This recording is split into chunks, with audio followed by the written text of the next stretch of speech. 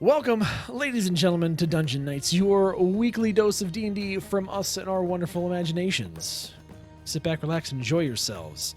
Last week on Dungeon Nytes, we had a number of continuous, interesting things happen, where Leif was getting a bit more familiar with his magic. We had various kind of conversations and happenings between others in the party. And towards the end, fought a Manticore. And then we talked to a Manticore. And then we fed a Manticore. And then we told the Manticore that we needed its teeth.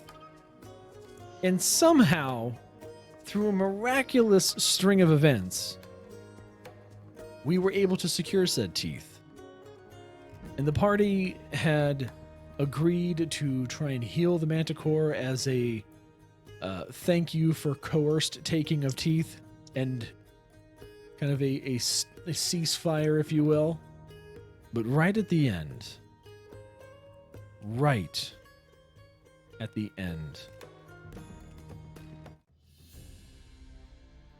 we had a moment where Ashin was going to heal the Manticore for his communication, or for his kind of part in this whole kind of send-off, if you will. We have spikes, we have teeth.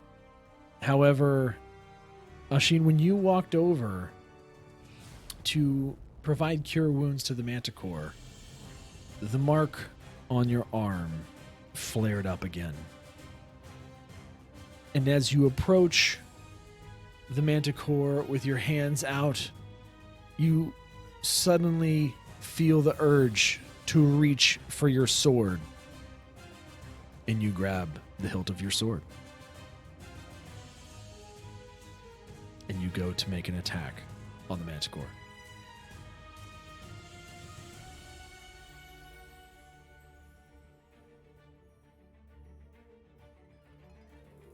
Roll to hit.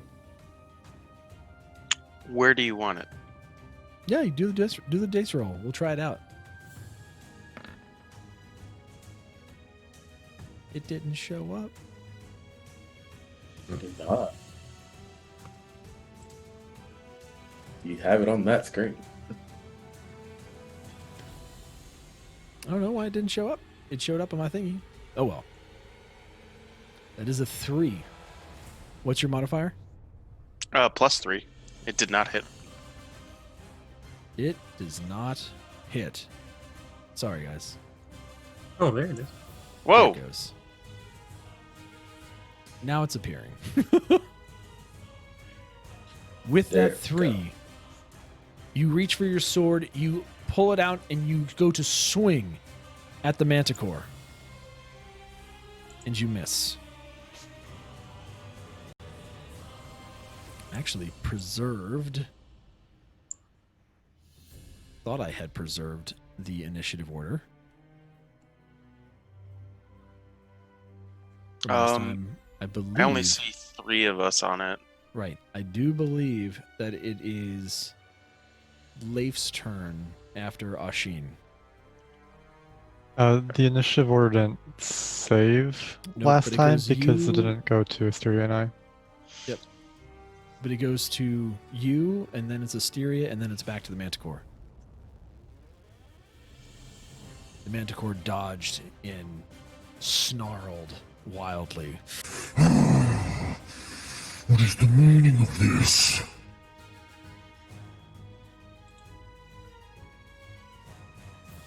Leif, it's your turn. Oh. Leva just kind of goes up to Ashin and kind of just pulls him back. You need to... If you're going to try and restrain him, you can attempt to grapple. I don't know that you can restrain. Yeah, it would be a grapple. Which Yep. is athletics. Yeah, it's strength. It's strength versus it's dueling strength rolls. Okay. At disadvantage for me, right? Yeah, so it'll be disadvantage for you. Hold on. My thing's messed up.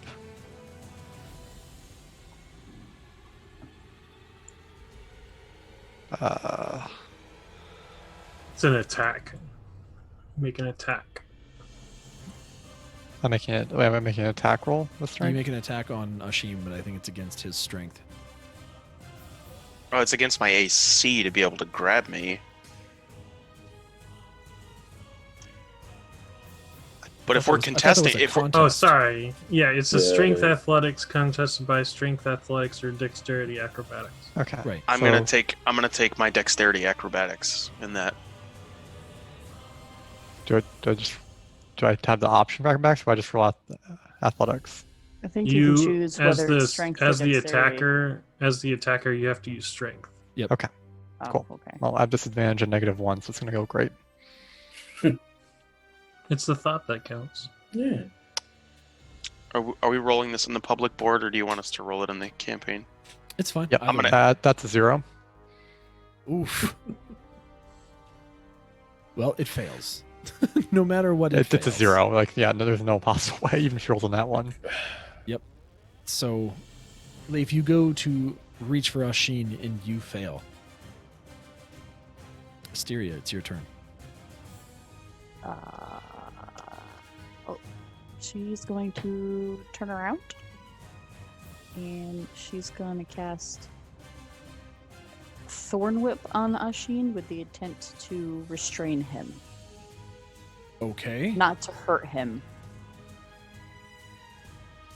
So you could, I don't necessarily know if you can restrain, but you could pull him towards you if that attack is successful, Okay. We which can do would then that just then. pull him away from the Manticore. Mm-hmm. So let's go with that. Okay. Let me roll.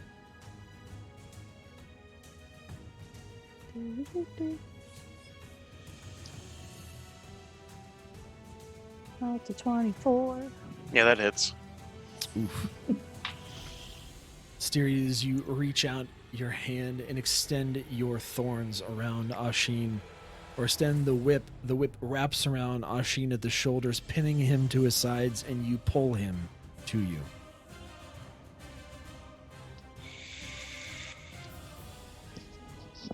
What are you doing?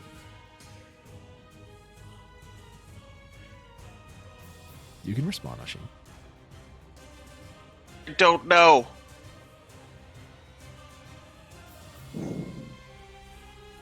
It kind of hurts. It's almost done. I don't understand why you would try to attack it now.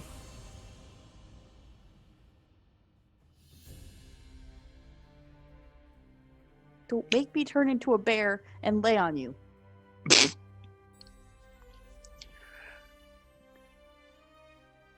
And that's all she's going to do this turn. That's all I can do this turn. The Manticore, seeing you pull Ashin away,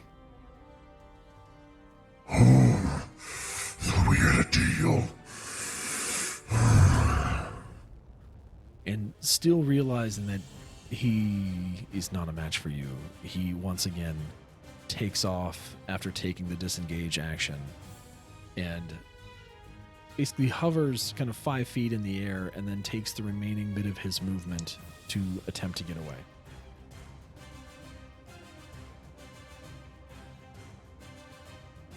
And starts flying away. Lemire, it is your turn.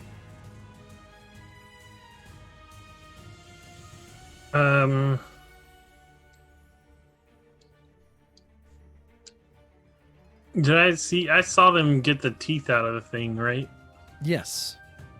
All right, then. He's just gonna wait and see what happens with Ashin. So he's holding. Goderic. Gonna turn and see where Asteria pulled Ashin, and I'll go up to him and just stand there, ready to. I will ready an action. I want to ready a shove in Okay. case he starts making his way, or in case he goes to attack the Manticore as it's flying away. So I'm Okay. just gonna stand in front of him and be ready. and that'll be my turn.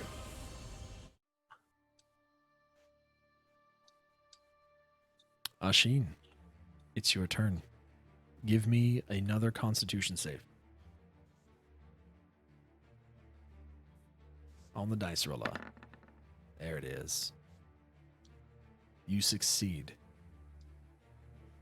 Ashin, as you are bundled in Asteria's vines,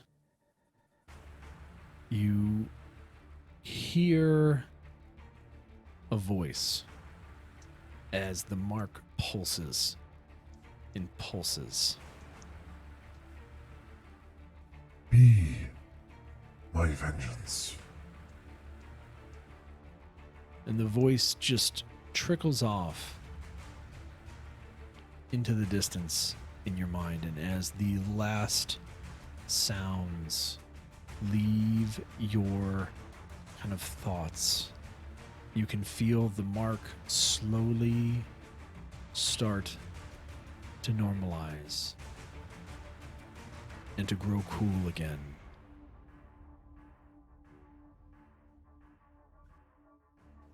And you have control of yourself once again.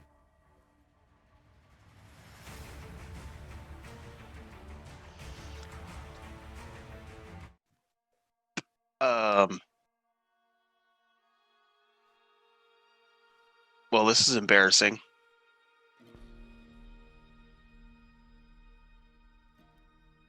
Amir's gonna tell the woman to wait there and then come down and see what's going on. Are you letting the Manticore leave as a group? Yep. So we agreed on. He's not gonna fight it by himself. I mean, I'm sort of detained, so I can't do anything anyways. As you kind of come to Ashin and you look towards the sky, you see the Manticore fade away from view into the distance.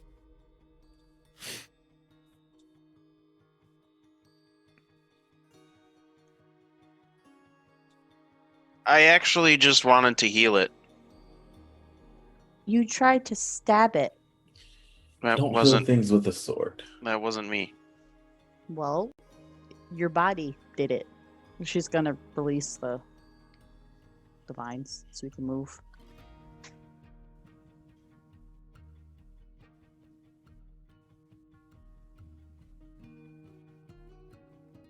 Okay. Yeah. So we should probably talk about what just happened because it's a little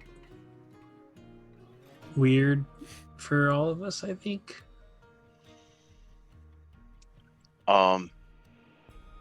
Well, I wanted to kill it.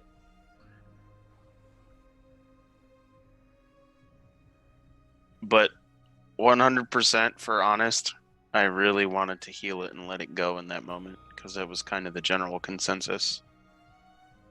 I was going to try to help.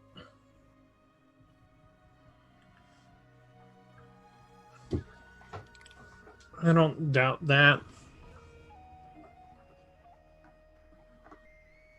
But, you know, obviously, we need to find a way to help you get control of this situation. I need to meditate. Getting worse, Ashin. We need to do something.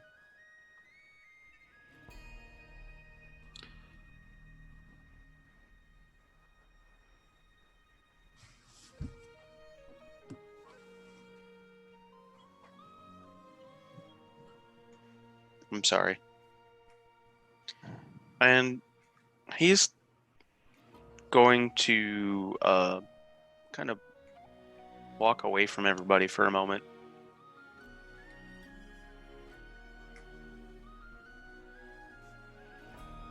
Just to have some space. He sits down in the grass and just thinks to himself.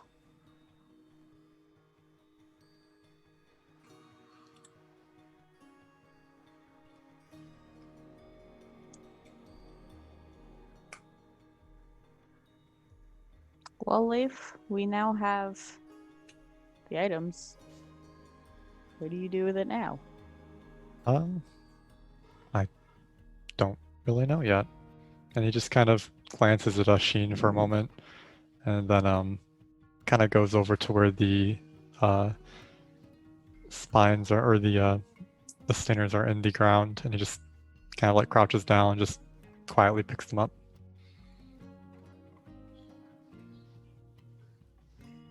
I can't believe that actually worked. Is everything all right? The beast is gone. For now. Well, I guess I need to thank you. You saved me life. You saved me windmill. I'm an apothecary. If there's ever anything that you need, I might be able to help you.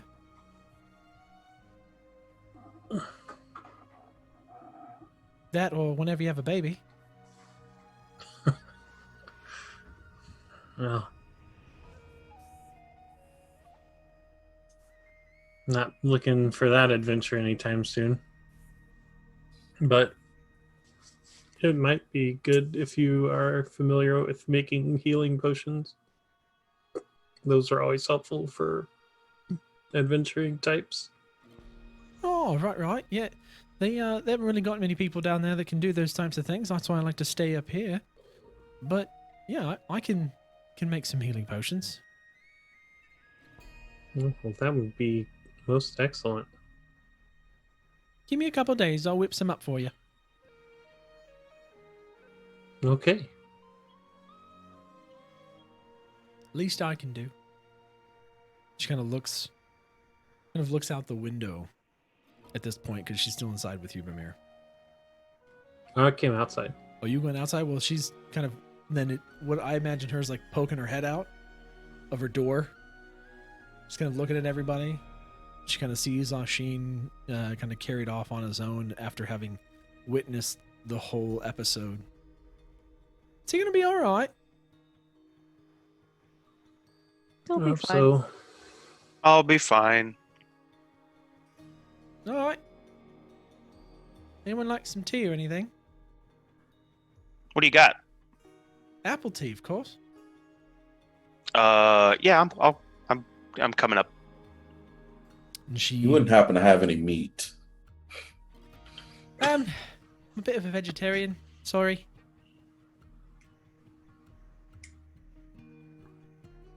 Where'd you get all the meat, anyway? The tavern. Not the inn. Should we just, just buy all the meat in the town or something? Wouldn't be the first time. Certainly won't be the last. I mean, he definitely bought out that tavern in Neverwinter. Just saying. He got a deep stomach.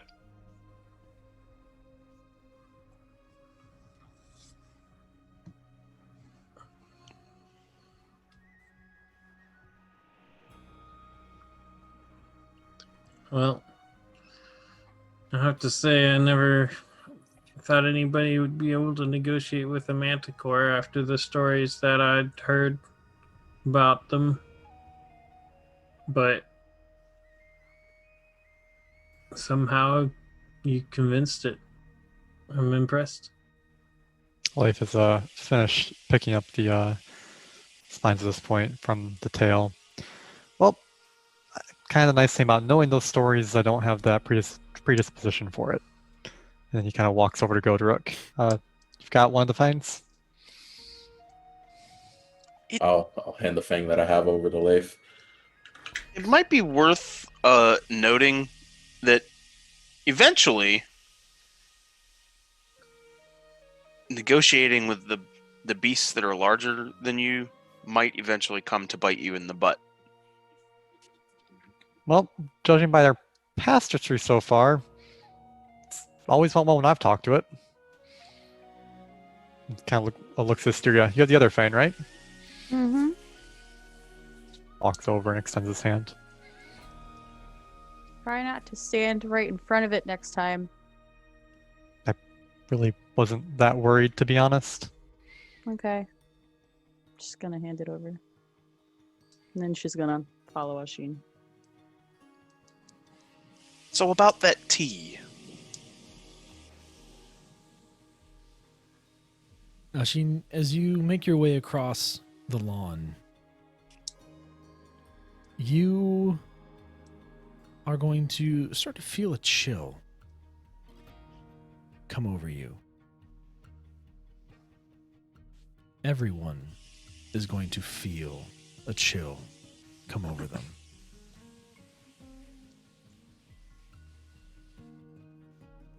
And it continues to get colder and colder. And Ashin, as you exhale, you notice that your breath starts to kind of become visible in front of you. And time stops.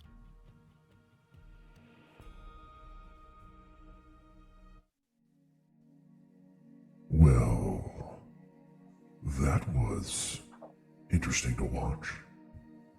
Hey there, Leif. How you doing, buddy? You did great. You managed to do something I didn't even know was possible. You actually talked to a Manticore. I'm impressed. I'm impressed. You want to hand me the goods there? Leif takes the spines out of his bag and has the Fanes and the spines in one hand. What are you going to do with them? Oh, don't you worry. I have things that I need to have these to have done. You know, there's quid pro quo everywhere. This was not an easy substance to procure, Leif. Curing dragon magic is a bit tricky and very powerful. So, you know, this was one of the lesser things that I could get in exchange. I see. Anything else besides this? No, a deal is a deal, Leif. I already told you. I hope your body is healing well. I mean, things seem to be working a little bit better now, yes. But I I still feel a little tired. I have no doubt within the next day or so that you'll be right as rain. That said, here, let me grab those.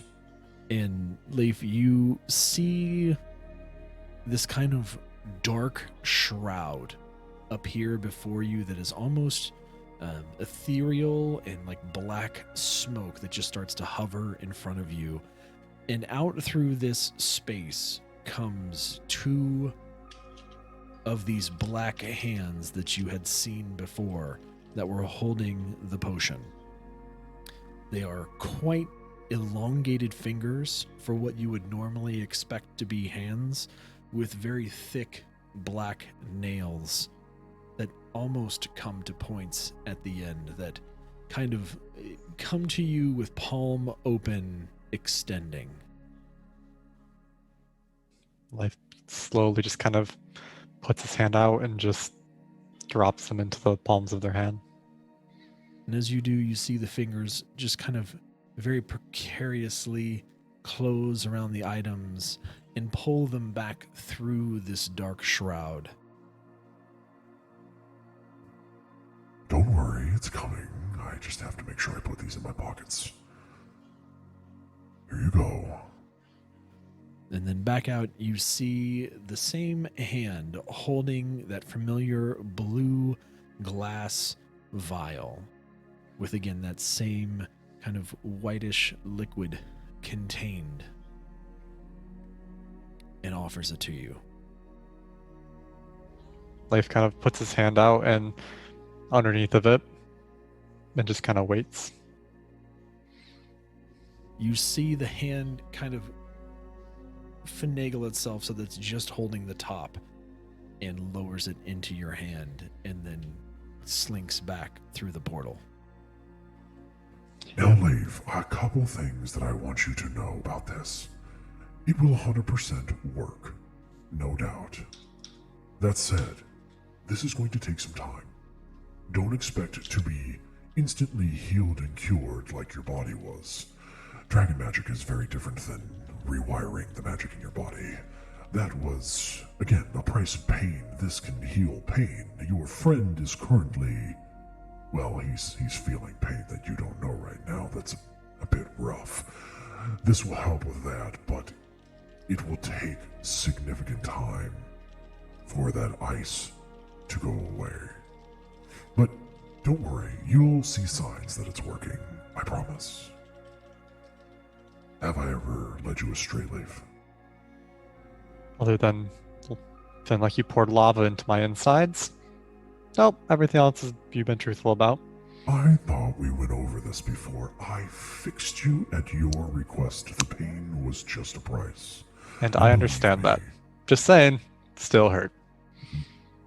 Get used to pain. Pain is life.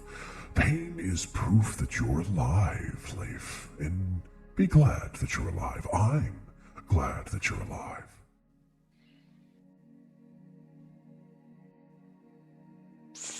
Just kind of pauses for a moment. So,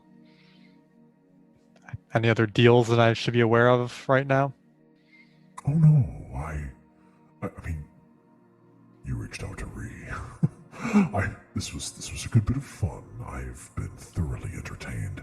I am going to be probably less accessible in the near future, just due to the nature of some other things I've got cooking. That said, don't worry, I've got my eye on you. If you truly need me, I'll be around.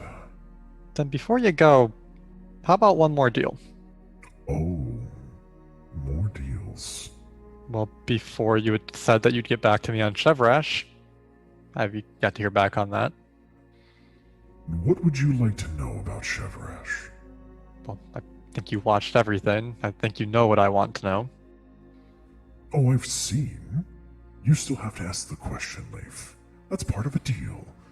You want to know something, and I want to give you information, but you need to ask for it first. Similar to how when I rewired your body, you had to ask. I can't simply just do. That's not how this whole thing works.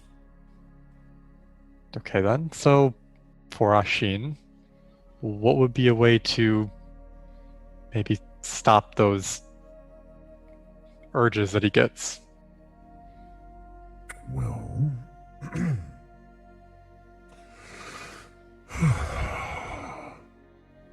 you know what, Leif? You've been through a lot. I'll give you this as a freebie, just because that was so damn entertaining. There's nothing that he can do about those. Those are going to keep coming because he wants them to keep coming. Make no mistake, he consciously doesn't, but definitely does. It's up to him, really. He kind of thinks about it for a bit. Okay. Well, you said you had something that you were cooking. Don't leave it in the oven too long. It gets burnt. I love that you're developing a sense of humor, Leif. It's one of my favorite things about you. All right, ta-ta for now. I will see you later. Sure. I like jasmine tea, by the way. Noted. And with that, you feel the veil pull away. And Ashin, as you see that breath kind of fade into the air, and you take another breath, you realize that you're not cold anymore. Hey! Just kind of looks at Ashin. Yeah, what's up? What just Anything happened? else just get a weird chill? Yeah. Kind of looks at Goderic and Asteria. I mean, two of you know what happened. As you all are looking at Leif, you can see now that he is holding the vial in his hand. Oh. Huh? Did he scramble your insides again? No, he gave me this to help Rydoth and some information on Chevrash. Or more particularly Ashin. Oh, at least this time it wasn't painful. Yeah, this time. What? Excuse me, what happened? How did my tea get cold? Leif goes over and to the pot and casts prestidigitation to warm it up. There, fixed. Give me a roll. Just dark. Okay. Straight roll. For just Arcana? No, I want you to roll to cast the spell. Just a base D20. Base D20 and give me that roll on the roller. Roller.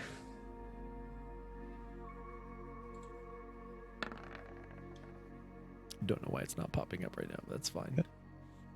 What's your modifier? Oh, there it is. My modifier for which stat? For your spellcasting modifier. +5, so it's a 17. You do successfully warm the tea.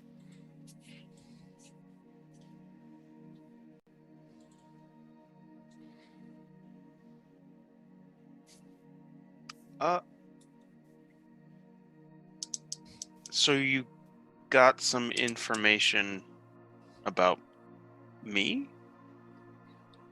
Kind of glances back. Yeah, about you. Care to share? We can talk about it later. It's not important right now. First, we should get this back to Rydoth. Kind of glances at Deborah. Don't know your name, but thank you for the tea. I can't stay. Name's Adabra. Thank you for the help. Appreciate it. Mhm. Enjoy your tea, and come back in a couple of days, and I'll have potions for you. Nods and looks at the party. I mean, you guys can stay for tea. I'm gonna go give this to Rydoth. I'm gonna go with you. So, can I get a rain check on the tea? What, you don't want it now? Well, I want it, but Could as see much as I better. love apple tea, I need to see to my friend. All right. It's fine. We'll see you later. Tea's always on. Leif is already walking.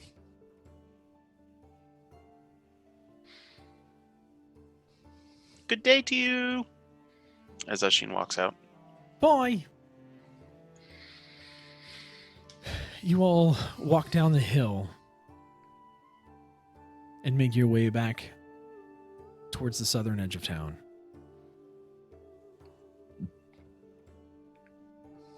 You make your way, cutting across some of the streets, back to the Five Finger Tavern. And you open up the door. And you see Droop sweeping up. Hey, everybody ran off. Is everything okay? Leif says, in specifically Goblin, yep, everything's fine now. I'm gonna go see Rydoth, and goes towards the stairs. Droop kind of cocks his head a little bit and gives you a half smile and responds back to you in Goblin. Okay. What was that? I said okay. Just in Goblin. Ashin looks at Droop and says, I know Goblin too, in Goblin. What the hell, guys? What? Holy balls of McGurbliet. You all speak Goblin? You've never told me? I don't speak Goblin. What the hell are you guys saying? You You I hear don't speak it either. It's okay. you hear Me either. Leif message Droop in Goblin and says, "Balls of Maglubiat. Just to let you know, I've been him." Droop just looks at you very, very confused and responds back to you in Goblin. You've been Maglubiat's balls? How big are they? Specifically a Ben Maglubiat, but sure, we'll go with that. It's part of him. Hearing what Droop said, was this out loud, or was he yeah. responding in message? I he's- cast a message, but Droop responded in Goblin aloud. out loud. So I'm gonna say, in Goblin. Ooh, Leif, do the voice. Leif just shakes his head and he goes up the stairs. No, do the voice. So what's going on? Didn't we skip T for Rydoth? Yes, and then I'm gonna follow him up the stairs to right off. Where are we going? Leif has acquired a potion for Rydoth. You gonna fix him? Hopefully. Oh, okay. I'm gonna come watch. And he follows you all up the stairs. Leif, as you open the door to Ashin's room where Rydoth is laying, you can see, again, just as you had kind of seen him yesterday, he's still sitting there. Ice is slowly continuing to make progress up his arm and across his chest and up his neck. Has it moved past the markings that I previously made? Yes. I'm gonna make note of that and make a new mark. Leif takes the vial and stops it, and then just very carefully pours it into Rydoth's mouth. I was just gonna ask you, do we need to apply it to the site or pour it down his? It's a pour. Okay. I hope so. As you lean down and you kind of hold Rydoth's head in your hands and kind of cock his neck back and open his mouth and pour this in, you kind of see that he struggles a little bit and then is able to kind of swallow instinctively or reflexively. And you wait. And you wait. Well, that should fix the pain that he's been having that we probably weren't aware about. The ice will take some time, but we'll notice after a while. I don't know how long, it'll just take quite a while. I'm gonna wait here for a little while and see if I noticed any reduction in the growth. Does it work? Yeah, it worked. You just have to wait. But the ice is still there. It will take a while to get rid of the ice. Dragon magic is strong. Okay. I'm gonna go clean. And Droop goes downstairs and continues cleaning as renovations are still happening in the area below you. Is anybody hungry? Am I green? Are you? Yes. You're kind of like an olive drab, but yeah, that's a shade of green. I'm more green than you are. She is. Even as a bear. Oh man, let's play Who's Green's Bigger. I think I win. Well, I mean, in be bear fair- form, she's bigger. Leif kind of puts up a finger. To be fair, I can look the exact same as Asteria.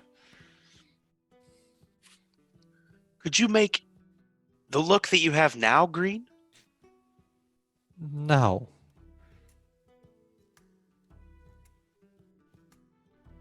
I still think you should do the voice. Just for Droop. Droop already went downstairs. Gonna go downstairs too.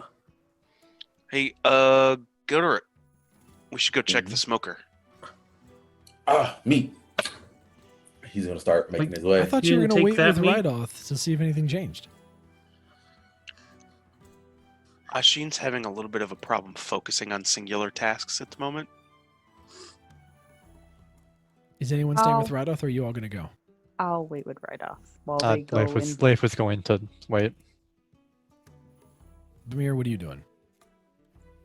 Bear's going downstairs. He was already out halfway out the door when they had that conversation. Are you going to meet, or are you going somewhere else? I'm going somewhere else. Oh. Not Okay. somewhere specific, just not there. Interesting. Okay. So Bamir's off. Ashin Godoruk, you make your way downstairs and out the back door towards the meets. Leif and Asteria, who are still up with Rydoth.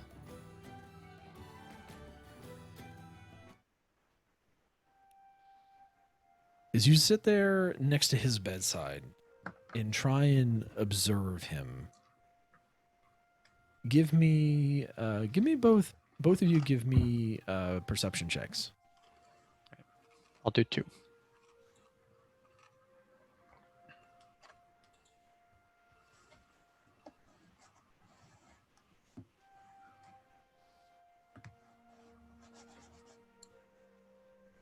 Well, that's interesting. I mean, we technically got the same. Yeah. What are the odds? What did you roll? We both got 14s. Okay. You focus on Rydoth, and after a period of time, you kind of see that while you can't perceive a difference in the amount of ice and where the ice line is, despite Ashin's mark, you notice there seems to be almost like a condensation that's appearing on the ice itself. Almost just a very hint of wetness. Kind of like it's melting, but very slowly. Yes. Leif kind of looks at it for a second.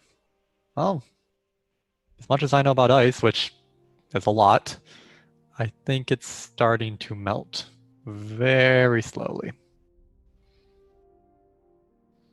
Probably be a couple weeks before he actually wakes up. But he shouldn't be in horrible pain anymore, so that's nice. I guess that was also a side effect of this, but he was asleep, so we didn't really could tell. Mm-hmm. Do have to talk to you about Ashin, though. Before you have that conversation, you guys notice that this ice has been kind of a pale blue color, like just like a hint of blue, not normal clear ice. You notice this faint kind of red hue emitting from deep within the ice, and you can see it start kind of in the center, halfway down his arm, and starts to slowly be visible around every part of the ice. Could I make an Arcana check? Sure. Why am I making checks?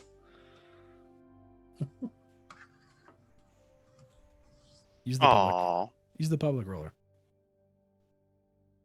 Oh. Did you want me just to keep those or use the public roller? Use the public roller.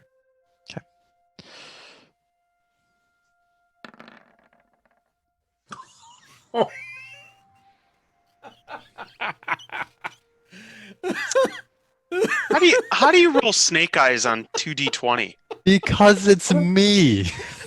What? Done it How do you- before. I've rolled 4 nat ones in a row, all on the same set of d4s for a healing potion. I think this one's not as bad. That's impressive. That's an 11. Can, Leif, you... I have no idea. can I get the curse word sound when I post this emote? Yeah. Oh, maybe. There's literally you can perceive nothing about this magic. Asteria, as you also kind of make this similar, like, wow, okay, I'm trying to feel it's doing that. You kind of reach over with your hand and you feel where there once was just kind of endless cold. You can now feel this very subtle thrum of power. And it feels almost like Fey energy.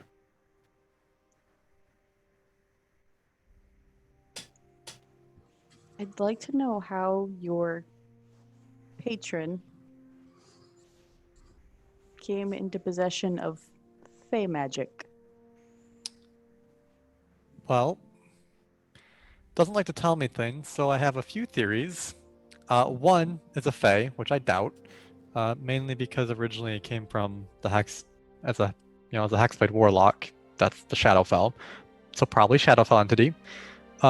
Two, he stole it, but there wasn't anything when you talked to Sahanin about any cures in the Fey for it besides the ingredients, right? I would have had to take him there. Well, maybe my patron took it from there. Oh no. Which, That might. I'm thinking that my patron is also a kleptomaniac on top of a sadist. Well, he did scramble up your insides and left you to rot afterwards. Well, what's help you? what's to help me? But yeah, I mean, it didn't really feel great. But yeah, I don't know. It just kind of is more of a mystery on who they are, and also they told me not to worry about the ingredients for what I gave them from the Manticore. So, yeah. Okay. It's just concerning. That's all. This entire thing's been concerning.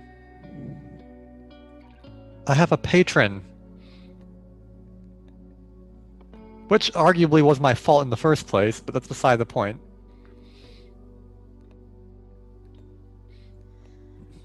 Well, at least you're not being compelled to kill everything, like Ashin and Shivrath. Yeah, about Ashin. So I did ask about that. And he did give me that one for free, so no more internal explosions of fire. But he said there's nothing that we can really do about it because Ashin's the one who wants them to keep coming, those urges. Maybe not consciously, but he's the one that controls that.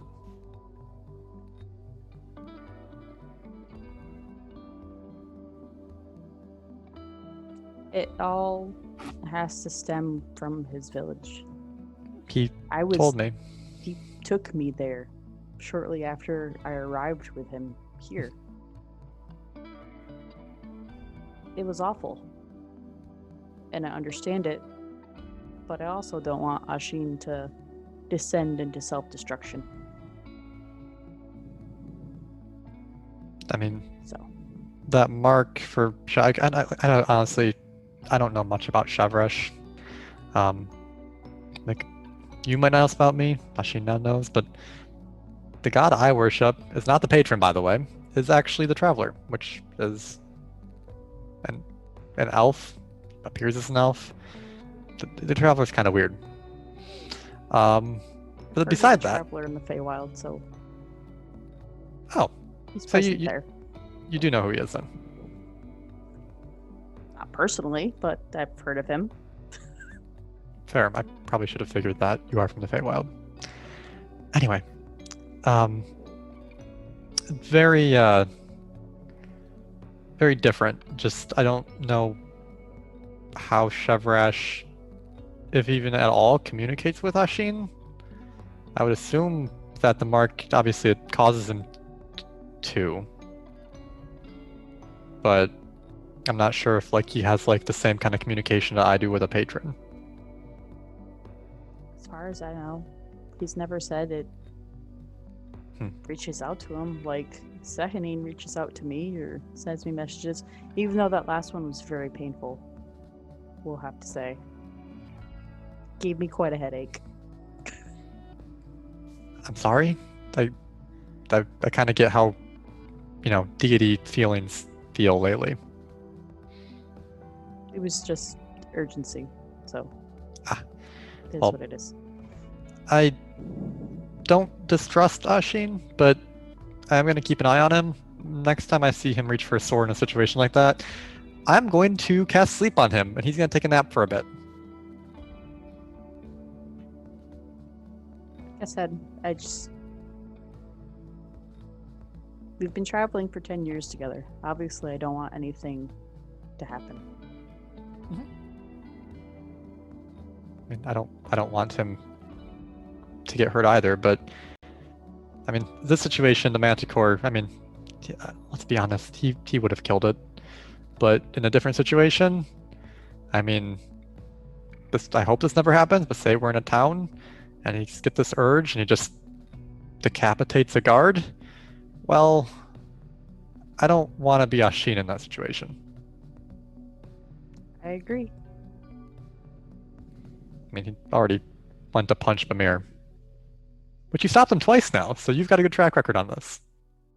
I seem to have that effect. I don't know why, but Alright, well, you can continue to wrap him in thorns. I will put him to sleep.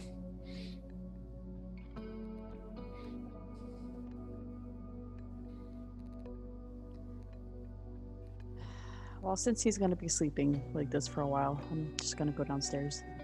Sure. Kind of looks at Rydoth. Yeah, I don't think I can do anything else here, so. Then Asteria will go downstairs and see what everybody else is doing. While Just you follow her. have been up observing Rydoth, we head back to our friends Ashin and Godorok. What kind of shenanigery are you up to with the meats? We are going to check on our smoked owlbear and to get some of the first taste. Go check it out. It's been Let's open her up. It's been smoking for I'd probably say a good Like a day. not quite a day, but probably a good like 12 to 16 hours it's been going. You guys brought it back kind of almost about a day, because it was about midday when you guys brought it back and got it in the smoker. Mhm. It's about midday now that you're back from taking care of Manticore. So yeah, it's been about a day in the smoker. As you walk outside, you can just the smell of that smoked goodness seeping out of all the sides of the box that you have this meat in just hits you soon as you take a step out of the kitchen. Flip a coin to see who gets first taste. How about an arm wrestle? Yeah, no. I'll pull a coin out. How should we do this? Do a public roll. Who's called heads or tails? Evens or odds? Evens or odds. I was I'll gonna take go- odds. I was gonna go above 10 or under 10. Yeah, that's what I was doing. There, I'll roll. You guys didn't call it first. Yeah, I mean, I took Oh, odds. Oh, you I took took odds. odds. Okay, fine. Evens and I odds, said- you took odds. Fine. There you He's go. got it. That's fine. I thought I mean, he you called rolled it. a nat 1. You fail. I failed. So I wanted of strength. Oh, death. Man, you guys wasted It's all all your good yours. rolls before this Wow. stream. The I didn't plague roll of before one this continues. So catch at the meat, and then Ashin's gonna sprint to the box, open it up, and take the first piece out and take a taste. What does owlbear taste like? Bear.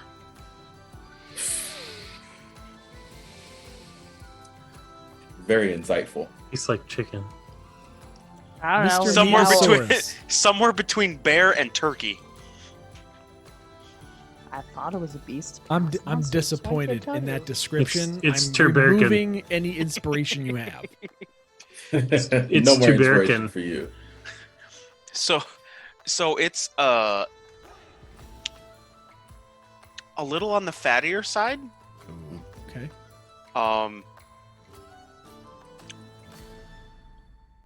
And very savory.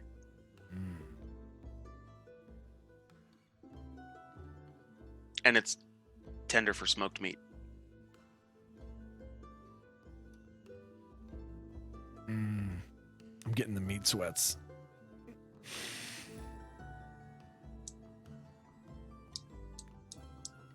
Go Yeah, to but- you get there right after Rashid and watch him pop this into his mouth.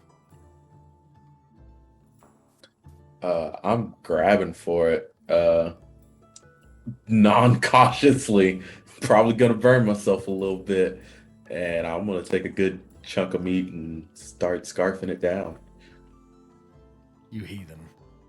Yeah, touch the meat. Dale's smoked meat and you just scarf. Yeah, This is Godorok. I got a good piece. I got a good chunk, so I'm getting the flavor. I quit. But I'll take damage for that. I don't care. Hey, We set so- up. What is owlbear gonna taste like? I don't know. It's probably good. We smoked it in a smoker all day. I say, what does owlbear taste like? Bear. And then the next guy comes up. What do you do with this owlbear that you have enjoyed or prepared for so long and are so excited to taste? I grab its leg and I start gnawing on it like a turkey leg. Yeah, A smoked turkey leg. What am I gonna do with you two? It's smoky. Does it taste gamey? Does it taste fatty? Does it taste... Make them fight the redneck Trent. I mean, what? I did say that it's a little fatty, and tender, and tastes somewhere between bear and turkey. I think that's. I like both. I've had both. It's fair. We just- need to find owlbears more often. I'm just saddened by the fact that Godorok doesn't even attempt to savor this meat. He just goes hog wild and just Not goes what he in. does. Just goes in hard.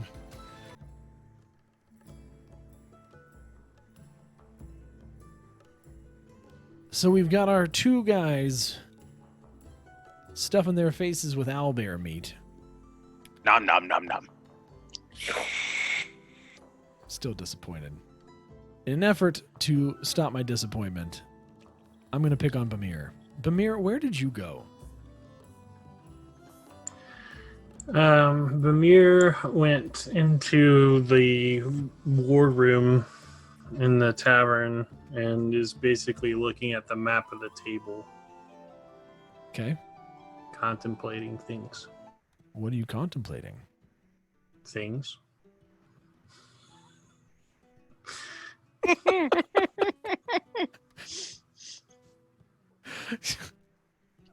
Don't have a hard surface close enough for me to just start banging my head off of right now.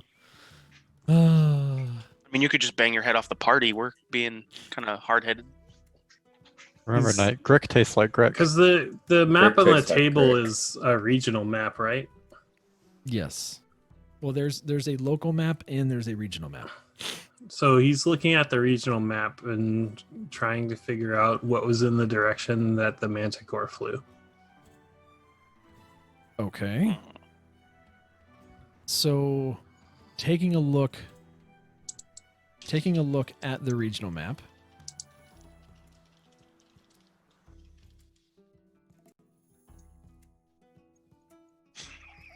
Give me 1 second.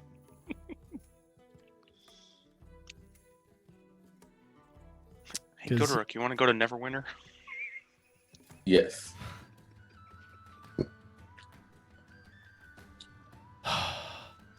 Why you want to get all their meat too? Yes. Again? Yeah. We're gonna take a carriage, bring it back full of meat. So you could see, Bamir, that the Manticore seem to be heading kind of like east by southeast, back towards the Sword Mountains. That direction. So away from Phandalin. In fact, the opposite direction of Phandalin. Sorry, I'm trying to get up the map thing. Here, I'll pull it up in Roll20 for you. I'll move the players to the Sword Coast map. Oh, there we go.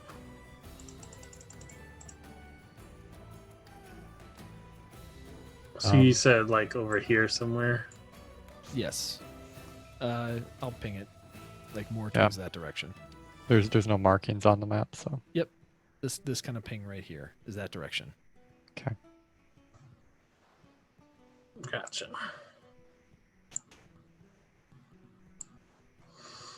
Okay. And now since we have this up, which direction was the dragon flying that Faded saw? He pointed to it. To the east. It was flying more towards the east. Okay. So a little bit more northern than the Manticore went. Okay. Because it was up here. So it probably flew across here.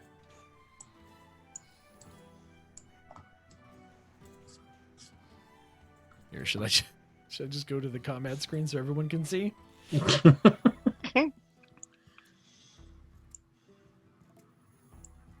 Sorry. It was here.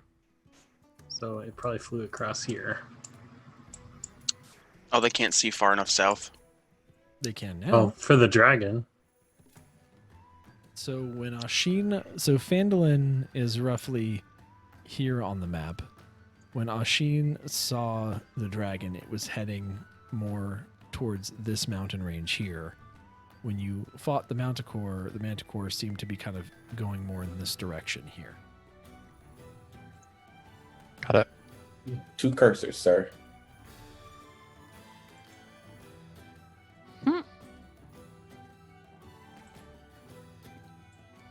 So that's where everybody was headed.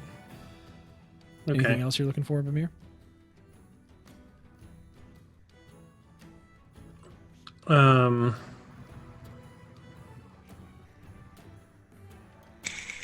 Not really. He's just kind of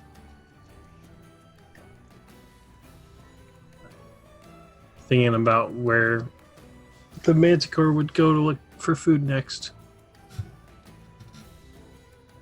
Probably off in that direction.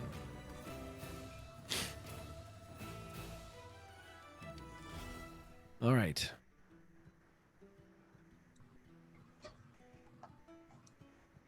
Anybody have anything else they want to do today? I do at long rest time. Mm-hmm. Do Asteria and I see Bamir in that room when we come down? You absolutely can. You can see that the door is open. Kind of tilts my head and looks at Asteria. Did we leave the door open? No? Kind of goes over and peeks in, sees Bamir. Oh, Bamir, what's up? Just trying to figure out where the Manticore might have gone. Well, it kind of flew east. Yeah. Still worried about that? Meat's not going to last forever. No, but I'd like to imagine it's not going to come back. Did it say it won't? No. Might not come back here. Mm-hmm. Kind of goes and looks at the map with you. Well, it has a forest over there. Maybe it went that way. Yep.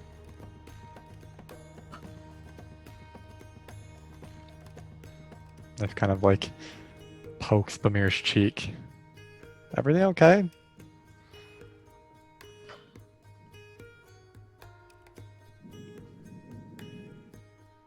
I think I'm just worried about what happens next time it's hungry. If it finds another person and we're not there to stop it.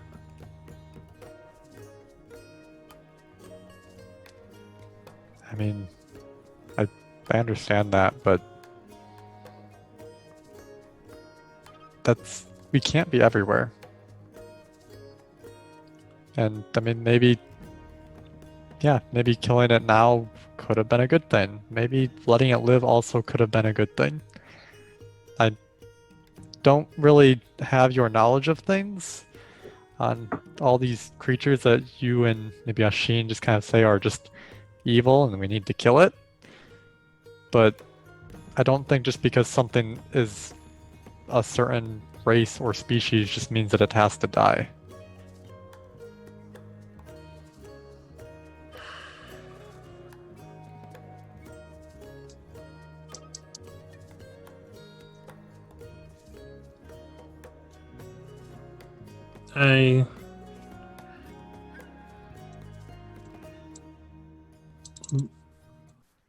Bamir looks at Leif again and remembers what he saw when Leif was unconscious and starts to understand a little bit.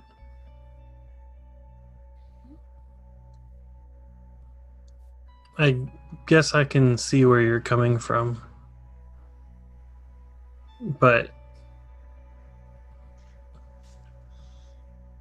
at the same time, that woman would have died if we weren't here to stay there. No, and you're right, and we kind of got lucky that both Asteria and myself knew something was going to happen. But I mean, we couldn't control that. I mean, yeah, we were going to look for a windmill. We were going to go probably today, but probably not with the same urgency that we did. And you can get where I'm coming from because just, I mean, I get it. You went to college and you have this knowledge of things that I really didn't get a chance to know. So, I mean, you might be right, but I didn't really get that experience. Well, I mean,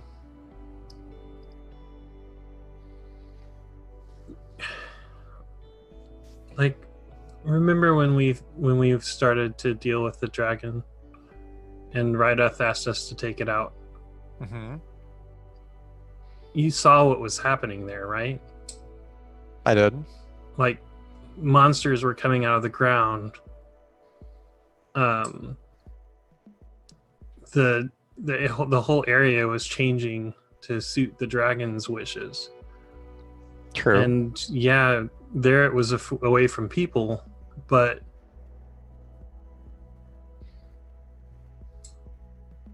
where is it now? Well, I don't know. And there's now a different dragon around too. And what is it going to do to people that it finds there? What's going to happen to somebody's farm that starts to have monsters sprout out of it because the dragon's taken roost near their home? They've kind of is very quiet at this. Is Asteria in the room, by the way, too? She was kind of hanging out at the doorway. Okay. But she's listening. I'm just letting you two talk. Just kind of, he just sits there and pauses for a little while. Bamir, I definitely understand your point, but I'm not going to pretend that I have the answers to what you're saying. I don't. Because you're right, and I'd also like to say in certain situations you're also wrong. But I don't have the knowledge to make that decision and always be right. In the moment with the dragon, I just didn't want us to have to deal with something like that in the situation we were in. We were all in a small room with a dragon, and I was hoping we could get it to move temporarily until we maybe had a better chance to deal with it. And now it got away instead of it being killed. And he once again pauses. Look, and he lets his he uses shape change and changes back to his original form. And just the very pale white complexion of a changeling, kind of like white eyes and white hair. He looks a little bit more slender looking. And he kind of takes your wrists and puts both of your hands on his cheeks. And they are ice cold. And look, my experiences with life, I didn't get to choose who I am. And I grew up basically being hated. I'm a changeling. No one trusts me. I'm also corrupted by the Shadowfell in most people's eyes. Also not a good thing. But just because I was born and cursed with that doesn't make me a bad person. And doesn't make me a liar. And he kind of shape changes back and lets go of your hands. Like I said, I can't pretend to know the right decisions, and I should probably listen to you and Ashi and Asteria a little bit more on these topics. But I think it doesn't always hurt to give them a chance. And I'm never going to go into a situation without a plan. Even if I didn't really make that clear. And I'm sorry. I'll try to communicate that more. And not wander off. Trying to be better. Yeah, please stop wandering off. I know, I'm sorry. It just... Look, I worship the traveler. Wandering's kind of a thing. You also have a thing for finding stray groups of spiders, since we're speaking about the dragon. Shane! It just got darker in here. Kind of tilts its head. And now I can cast Web. There's that, I suppose.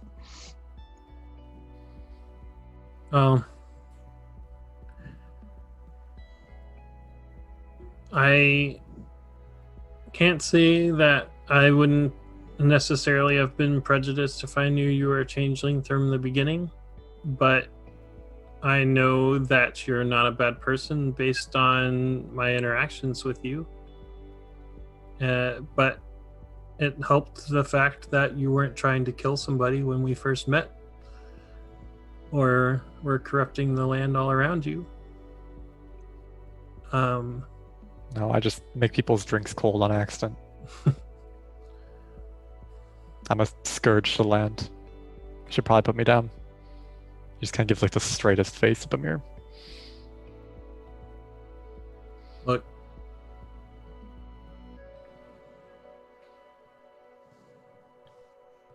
we might not agree on how to take care of some of these things, but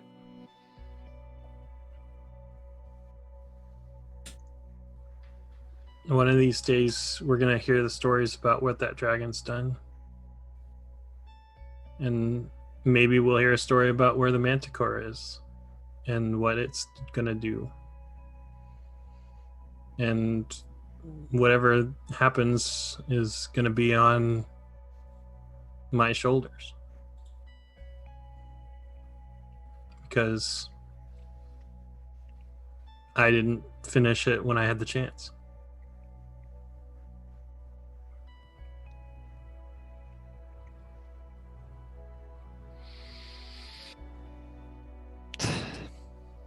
And I know deep down, you're probably right. But like I said, it just sits wrong with me not to give something a chance. Just because it's a dragon. Which, by the way, are all dragons bad?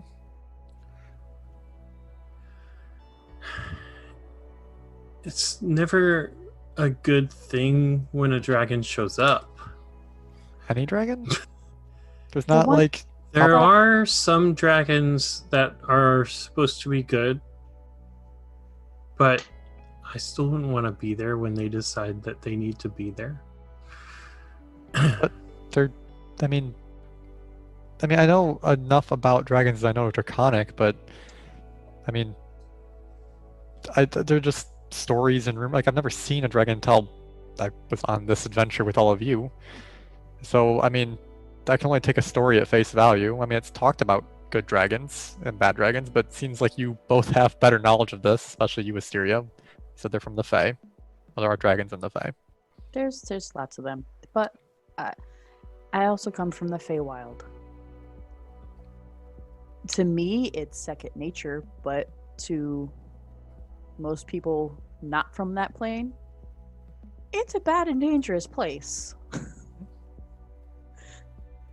So some dragons are known to be good, but some are not. Yes. Just like people.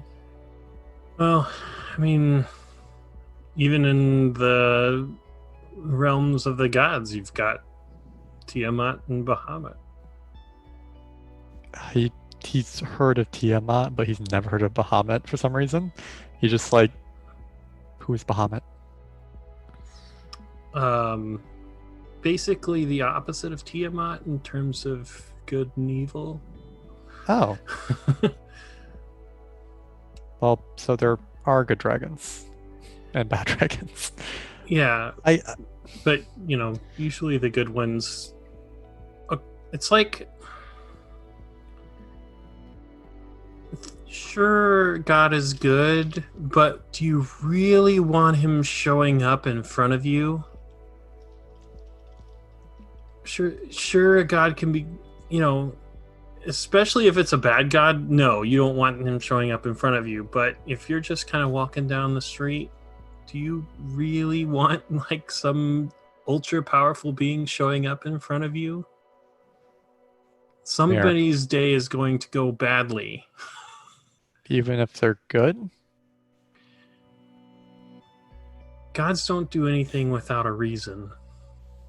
True. I And mean, if there's a reason that they're there in front of you, then I would assume that it's probably not good for somebody else that's there. yeah, that seems to be running a line with the patron in my head. Oh, by the way, the really cold chills, time stops, and that's a patron. Oh, Siri nods her head a lot. yeah, about that.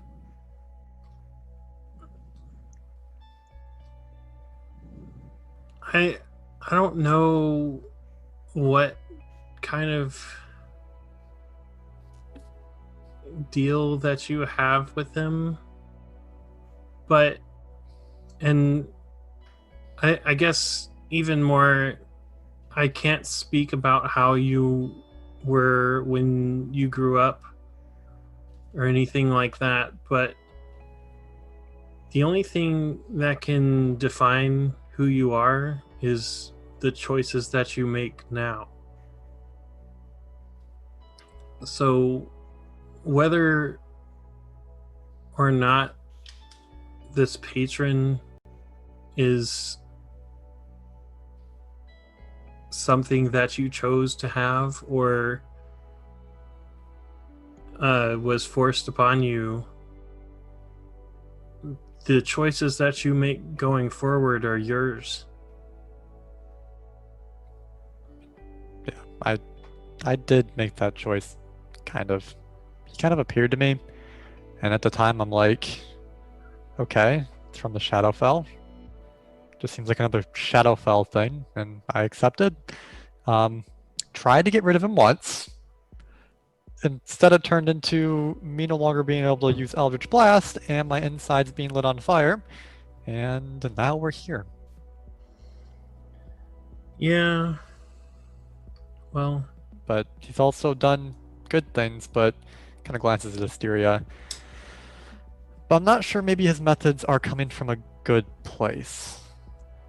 His Also, I shadow- think he's a kleptomaniac. His Shadowfell patron somehow got a hold of Fey magic. And that's how Rydouth is being healed from this potion. It's fey magic. Well, I'm It just could also be glad that it fey. seems to be working then. It's made a difference. It's melting very slowly. So yes, and he shouldn't be in constant pain anymore, which is good. I can speak from experience. Not fun. But I know that you guys are looking out for others, and I'm sorry that I kind of put a damper in those plans, and maybe I need to communicate them better. But also, I do feel like sometimes I'm kind of just pushed to the side. Like, I did say I want to talk to the Manticore. That was immediately shot down. Kind of like what Ashin does to dragons. I mean, I think it's fair to say that you want to talk to a dragon, but when it's threatening the life of a woman, I'm not going to stop myself from attacking it. And So- that's fair, and I agree with you. If you really wanted to talk to the Manticore before we killed it, then that's fine. I probably, seeing if it was alone, would have let you do it, but we can't. There's always going to be, look,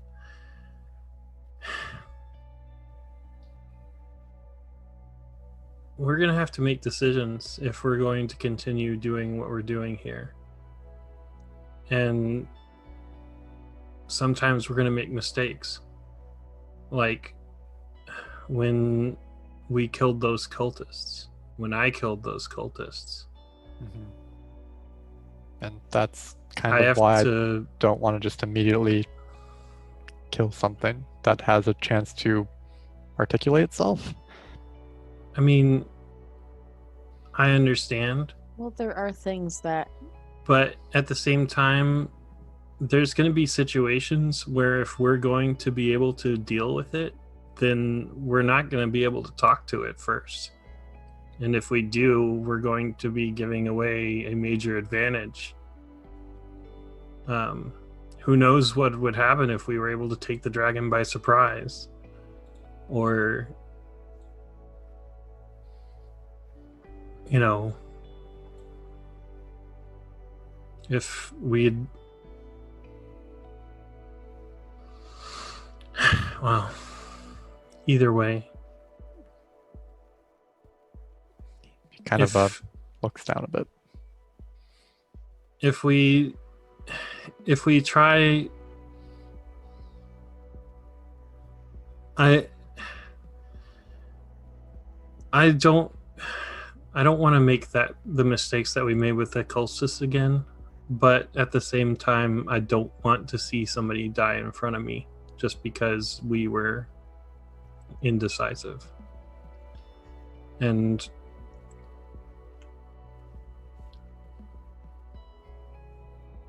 in the case of a Manticore, then I think it's pretty clear who I should side with in that situation.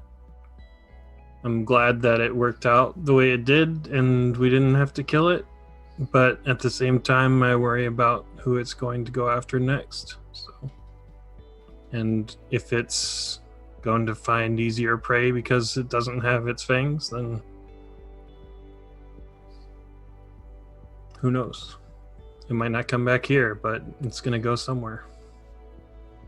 I get that you wouldn't kill a bear because it hunts deer, but I guess when I think about it, I mean, we're not deer.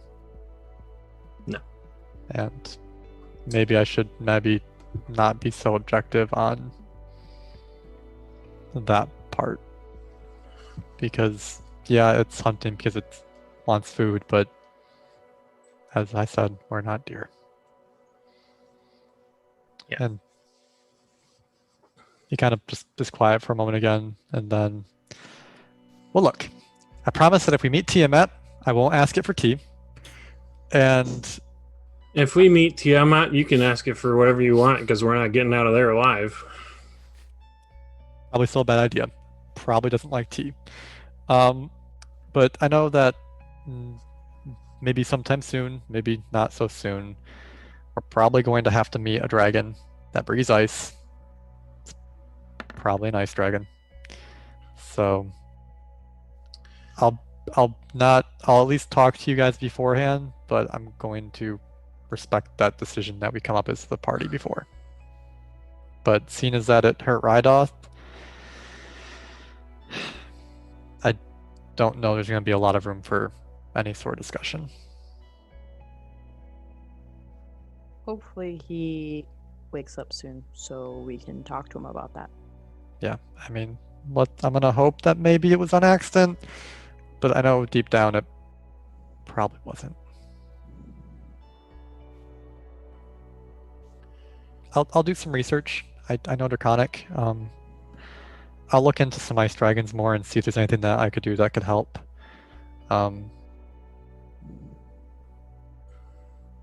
Yeah, I think I have I might have some ideas. It might take a while, but I think we could do some things. Yeah, just make sure you read some of the stories too. Yeah, we have a lot of people here now. So there's bound to be all sorts of people that are coming to Phandalin. So I'm hopeful that will help out.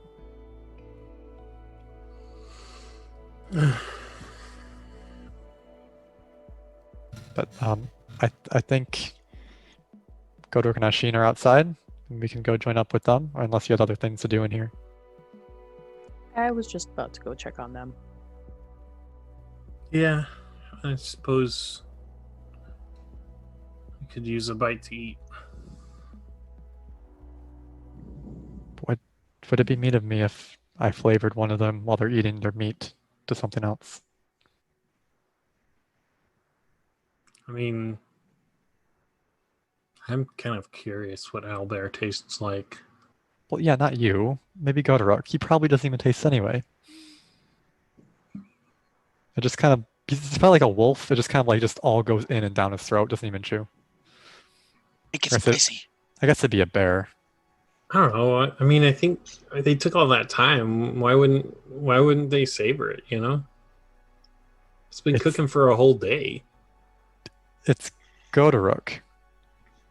It just kind of gives like the most incredulous look to Bamir, like it's the simplest thing. That's fair. I don't know what I was expecting. Anyway, I guess we'll go check on him. Do realize though that at this point I was unconscious. You probably saw my face. Did it just be Ashin and Godric who haven't seen me? I mean, I guess Drew. Maybe Drew. Sheen No. have. I know Godric was passed out on the ground. Well, I promise not to turn into any of you without your permission. Oh, I Please didn't don't think turn you into would. me. I mean, I can, I just don't. I know. It's okay. We could always have Godric. I could be Godric. We could have him do math problems. People would be very confused.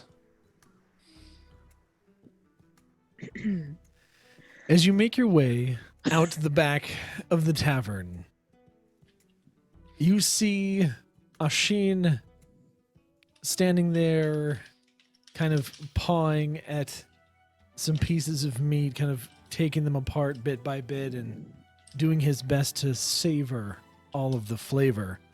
Next to him, you see Godric that has some cut of meat that he is just ingesting like he hasn't eaten a day in his life, like an ungrateful, unrefined swine at a slop bucket, slobbering all over his piece of beef. Owlbear. Look, Owlbear.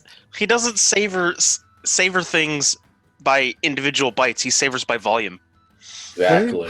Leif gets close to Godric and casts prestidigitation on the meat in his hands, and makes it taste like fruit, like citrus.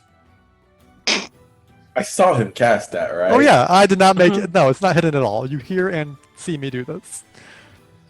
I'm gonna raise an eyebrow for a split second and go back to eating our Go back. Did take a you? bite. Did you? Does he have to roll? What fruit we tasting like? He Does said he have citrus. to roll to try Citrus. and cast that? Tastes like Oh citrus. God. I'm gonna let Tell that me, one Nate. happen. I'm just gonna let that Make it one taste happen. like I'm a okay with lemon. that. I thought we Oh, would no. go for the.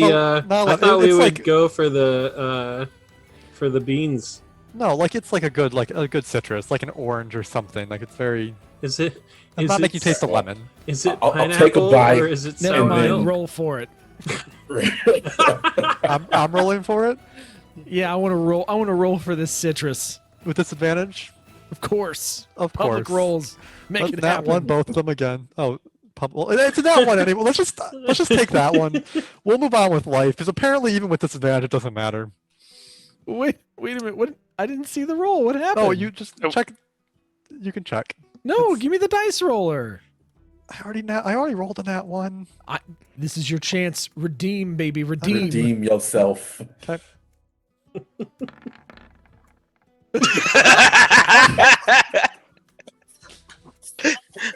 I don't understand. I don't understand. I can't. And I clicked it, guys. I'm gonna clip Can't that. even. I need to clip that. That has to be This clipped. is normal. I've rolled what 4 nat ones this session. This is normal. That's That was a nat 20 and a nat 1. You are a statistic anomaly. No, this is normal. I'm 100% honest. This is normal. There was a nat 20 and a nat 1. Yeah. For I that, got- it was 2 nat 1s rolled together. Ah, at the same time. Yeah, I rolled a nat one before, No, and then you're like, no, use the roll dice, and I rolled another nat one and a 20. I don't understand. All right. Well, sorry, Godra. It's probably gonna go a lot worse than I thought it was going to. What did this thing taste like? It's not. So- well, it's not orange. It was So- supposed to be. So I imagine that like Leif comes out and just has this really cheeky smile on his face, seeing that you're scarfing this wonderful meat, and he's just like he pulls, like, if you guys remember the old commercial with like the cell, it's like an old cell phone commercial with like a wizard that pops out of a van and he's like, wizard, like Leif is just gonna be like citrus, and in Godorek you taste what you can only describe as refuse. Like, it tastes like a spoiled foot. he got the fruit part right. It just happened to be durian. Spit out I spit out the meat in high rage. And I hit Leif, realizing what he did. I am mad. Not happy whatsoever. Do you not like citrus? I'm like up. I'm like being held by him. But And then I'm I'm gonna set him down. If you ever mess with my meat again, I will remove your thumbs. Do you want me to turn it back? No. He's gonna go get a different piece of meat. Bimir goes over to the piece of meat and picks it up and sniffs it. It doesn't smell like anything Here, besides try meat, but this. for flavor, let's just say Try it smells this. Try this. You need to appreciate what you've done here, Gage or Leif. bad. That takes it. Godork just is eating off of it. Let's try the other side. He wants to cast prestidigitation again, really bad. No, I eat it. Just kind of. You see what you've done. Leif, hey, as you taste your old magic there. Leif, as you magic take guy. a bite, expecting citrus, and Godorok having not told you what it actually tastes like, you smell what smells like amazing smoked savory meat that is just as you're holding this piece, you can see that it's just dripping with fat, and you can see just the wonderful color inside of the meat. It has this really nice, just really kind of browned exterior that is almost a little cracked in places, with this just wonderfully kind of brown pink mixture on the inside. And as you bite into it, it does not taste like citrus. it tastes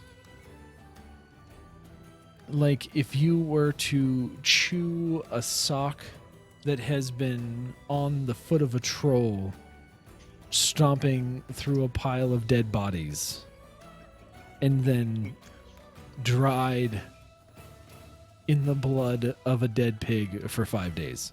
Leif doesn't even chew that after he takes 1 or 2 bites, and he's just like, ugh, and it just all just falls to the ground. And I need a constitution save. Of course you do. That's fine. At disadvantage, right? Of course. Do you want me to roll on the dice roller again? Yes, please. All right. Yeah, let us all see this. Hey! I mean, it's a 10. Well, yeah, but you get your con save. Yeah, so it's a 10 plus 5, so it's a 15. You start to want to hurl. But you manage to hold it in. You hold. You manage to collect yourself. You don't quite lose your entire stomach contents. So maybe not 100% yet. That was not citrus, and I am so sorry, Godoruk. I'm ignoring him. I am still very angry and huffing and puffing and eating a different piece of meat. Can you just see Godoruk, though, just like with his tongue out, like...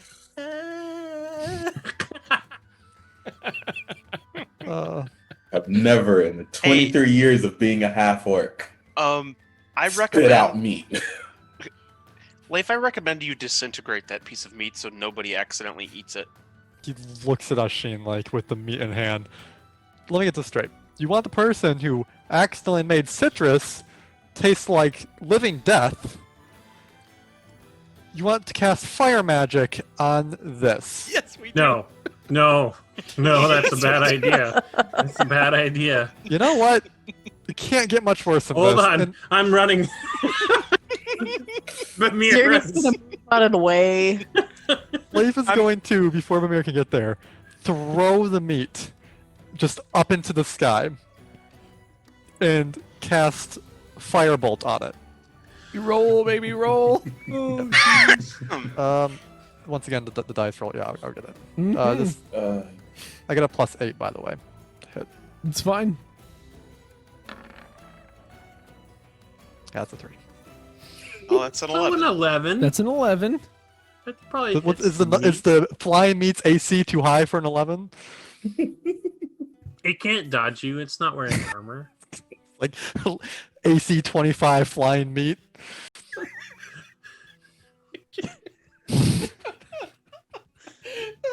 Flying meat. Okay. As you throw this is piece the combat of we meat, get level 6 on, right here. Yep. This is the combat. Flying meat is apparently like 1,000 experience. as you fling your meat in Bamir's direction, It's away into the sky, not at Pamir. in Bamir's direction, Sure, why not? Let's go with that. and shoot your fire from your palms at this meat. It does indeed hit straight into the meat. And you see as the meat kind of has this arc to it, as you hit it with the firebolt, it kind of launches itself up into the air higher. And you see this ball of flame ignite all of the fat that is in this meat, and it becomes a fireball. This fireball, as its arc, then lands on the neighboring roof. Oh, It is no. on fire on the roof of the building next to you. Hey, do you have any water magic? You want to put that out? I used to.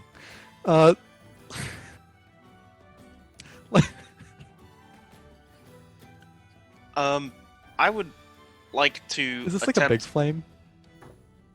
It's a flaming Yeah. hunk of meat. It's a flaming hunk of meat. Okay. So I would like to make an attempt to dash over to that building and get up onto the roof.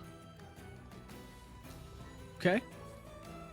Leif would like to kind of run over there to cast Prestidigitation to snuff it out. Mysteria Vine Whip. Vine Whip the meat. Never No. mind. I am afraid of this description. Sheen, as you run over to the house, the next door house, you try and shimmy up the drain pipe God. outside from one of the gutters, and it breaks, and you fall backwards from about 10 feet up. So give yourself what is it? 1d8? 1d6? Yeah, 1d6 of fall damage. Oh, I think it might be a. Oh, wait. I'll have to check. I think it's either a D6 or a D8. For 10 feet. Yep, it's for 10 feet. Yeah. Life has ran over here too, but would like to kind of jump and Which cast one do you want me to roll? prestidigitation. Uno momento.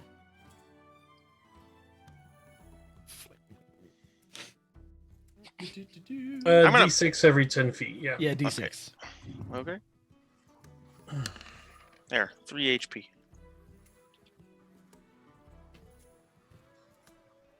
Who else was acting at this point? Leif was trying to like jump up and cast prestidigitation on the torch to snuff it out. Give me the You stop rolls. casting? I'm going up there again. Okay. Just my my charisma or arcana modifier. Asheen, Did you try to climb again? Oh, you took. Asheen, as you attempt to climb again, you reach and you reach up through some of these kind of stones, and you start to climb like a little spider monkey on the side of this building, and you reach a loose stone and fall again from 10 feet up. He just jumps and casts prestidigitation on it. For another 3. Oh, Okay. there we go. We're good. There's the Leif- leaf fine. roll. That's a 20 plus. Just Not to be deterred, I attempt to climb the building because I refuse to be defeated by a climb. So I'm. There we go.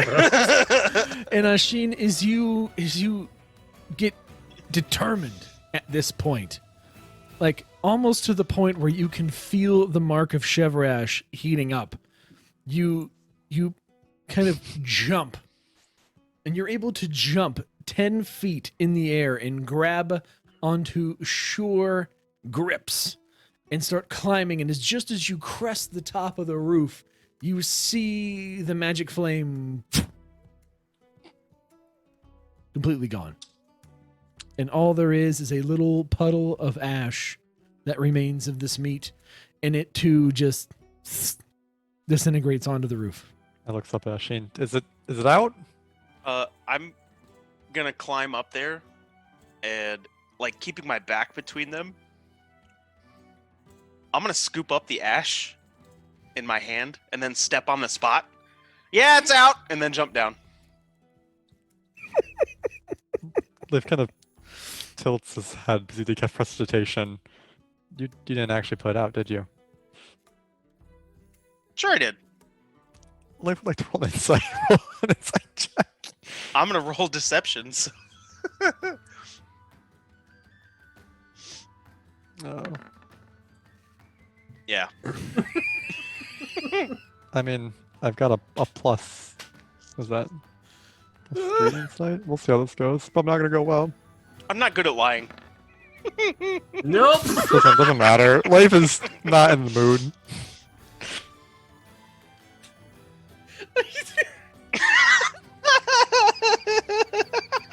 This is normal. Guys, need some help getting down know- or something? Looks at Ash. No, he's already jumped down. Just looks at Asheen. Okay, well, I guess I still can't cast magic. Thanks for playing that out. Yeah, you're welcome. And then Ashin's gonna take the ash in hand and clap it on Leaf's shoulder. Yeah, I deserve that. Okay. I am still fuming and acting like none of this is going on. Hey, Godoric, you want to grab some good enough pieces of that meat so we can have dinner and bring it inside? I mean, it's lunchtime. Or lunch? Sure. Yeah, I'm not Promise really. not to do anything. As you all have this going on, kind of from kind of from the western, I guess, from the west, you see a figure around one of the corners of the buildings. What the hell's going on over here? What? Just a flying meat accident. Nothing to see here. No, listen. I don't know what's going on over here, but we need to get some meat for dinner. And I mean, Gotrek bought all the meat from the inn. I don't have anything. Do you guys have any meat? I smelled meat. Ooh, what is that? I smell meat. There's owlbear and venison. I have in there. owlbear. I'll sell some to you. I'm gonna snarl at the thought of giving up my meat. Is this figure I Toblin? am though? irrationally angry. This Who figure is it is Toblin. It This sounds like figure is Toblin. Oh, I'll sell you some meat, sir. Listen here, Rasheen. Look, I'll happily give Gotrek back all the money that he gave me if you give me that meat. I need it for dinner. how Like, much right do you now- need? Because I'll take some good stuff. Listen here, and he literally like takes the pouch of gold that Goderic gave him, walks over to Goderic. You look pissed, you alright? And like literally just puts this bag of gold in his hand and walks over to the smoker and just starts like grabbing a tray. I'll be back for more of that. We'll. Hey, I mean, he does technically run this place. What did you think was going to happen once you bought all of the meat that he had? I didn't He's buy all the ignoring meat. people. He's I didn't buy ignoring that meat. everyone. It's just him and his slice of meat. I'm He's talking to the big pouty one over there. Why didn't you give him? Why didn't you bring some of this meat? We didn't have to pay for that. Because he wanted to eat the owlbear. You got the. This Son was of a- my meat. I mean, I wanted to eat the owlbear. It's fine. Hey, just let go of the owlbear. We'll go hunting again. If you want, I can go next time and help.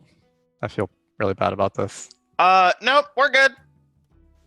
Look, my magic's not gonna be. I'm gonna walk away from the smoker. Messed take up a couple forever. steps away from it. I'm sure you Let Toblin just do need his some. thing. I'm sure you just need some sleep or something. Actually, you know He's what, rage. Leif? Yeah, you can come with us. That'd be fun. 1 or 2 more nights. sleep Leif would left. like to roll Fine. insight on this one again. Oh God. Do it. If he has ulterior motives to this. I mean, it's a, Not that you could a, tell. a 12 and 11. Oh. Oh. Hmm. Okay. So, not You being deceitful, You being rolled a honest, fi- yeah, You rolled a 5. not being Yeah. deceitful, you can totally come with us. Okay. I promise my magic will be fine when we go. No, I'm gonna show Probably you how not to use a today, bow. I'm Just- I'm, Just because you don't have proficiency doesn't mean you can't use it. I can already use a crossbow. Yeah, that works. I did sell my crossbow. Goderic has one. He'll let you use it. Kind of glances at Goderic. You might have to arm wrestle him for it first, though. I mean, You can No. borrow mine. As long as you don't spoil. Emir comes up and starts dusting the ash off of Leif's shoulder.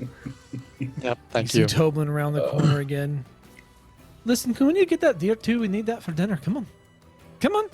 Look, you just standing around, not do anything. Come on. This terrier will help him take the meat over Hey, to the. hey. Don't give me that look, Oshin. I'm Quiet. taking the meat. I paid you for it.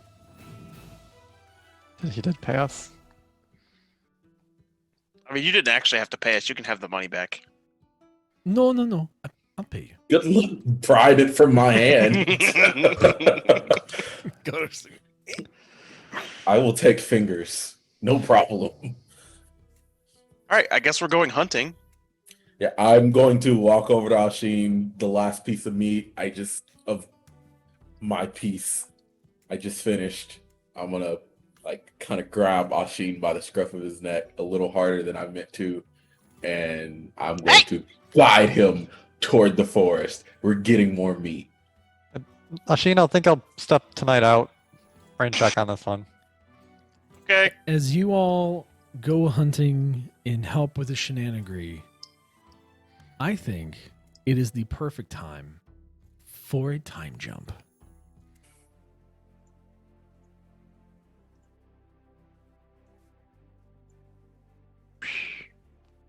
It's been a journey. The town of Phandalin is growing. People are journeying from all over to see and to meet the heralded fist of Phandalin. They are coming to work and uncover the secrets of the Wave Echo Cave. They are aspiring to new opportunity outside of their place of life that they were living before, trying to escape and carve something new. And over the month that it has been since we last caught up with our party, a lot has happened. Harbin has been successfully leading the charge in building up fortifications around the what is now considered city of Phandalin. Tressender Manor has all but been left as a dirt patch up on the hill. All of the stone has been used to create a fairly large wall around the perimeter of Phandalin. It has completely made of stone. There's a north entrance at the main road and a southern entrance that are manned by now wooden gates that have nice barricades to them made of also wood.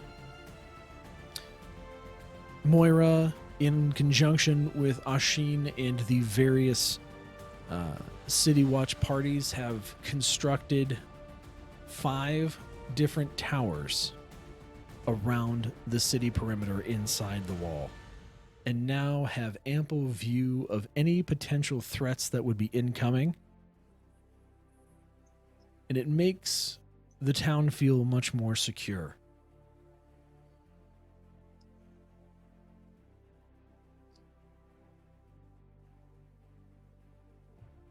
Renovations at the Five Finger Tavern have been completed for the past 2 weeks. All things that were discussed and proposed by Bamir were taken into account. And now that the tavern is open, the party is able to make some money. And it is making money.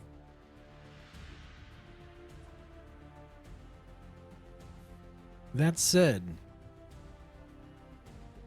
there are jobs being posted on the job board, mainly for kind of low-level adventurers to try and take on some nuisance beasts that seem to keep cropping up around the perimeter of the city. Occasionally there are dragon sightings, but the dragon has yet to make its presence fully known to the town. From reports and scouting, we know that it keeps to the general area around the kind of northeastern Sword Peak Mountains. Or, yes, the Sword Peak Mountains.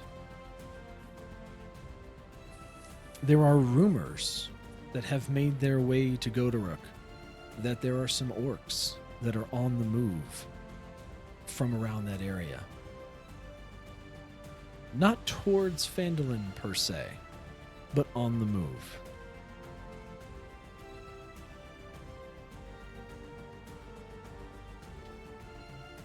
And our adventurers have finally, over this course of time, had their long-awaited level up to level 6. Yay! Unenthusiastic woo. So as we go through each of you, I want you to talk a little bit about your level and also what you've been doing for the past month. Go to Rook. Yay. You're Start up, with baby. the level. I've done a lot of hunting to keep up with my personal demand of meat, and in doing so, which coincides with my level, I've gotten a lot better at moving silently, staying quiet, um, which gives me proficiency in stealth and acrobatics, trying to stay light on my feet, uh, making some cool movements to make sure I can get a good line of sight on my prey. Ooh. He also helped a lot with the building of the towers and starting with the walls and taking down Tresendar Manor. He did a lot of heavy lifting. He can lift like almost 600 pounds on his own. So he helped out a lot doing that. He talked to Ashin about starting to learn Elvish. Elvish. What did and that look like? Let's take a pause for a second and tell me what that looks like. Very frustrating. Especially for the teacher. So I'm sure. The tusks get in the way a lot, trying to do some of the, I'm sure, more delicate sounds of the language. They would have started where it made most sense. So while on hunts together, Ashin would teach him like words for animals, words for the different types of trees, and the grass, and like, you know, the moon and the sun, and basic greetings. And then he would also, like when they were at the tavern or whatever, he would also be beginning to teach him how to write, starting with his own name and the basic alphabet. Goderic does not write well whatsoever. He hadn't had a need to do it in the wilds, so it's very sloppy, but getting better with Ashin's help.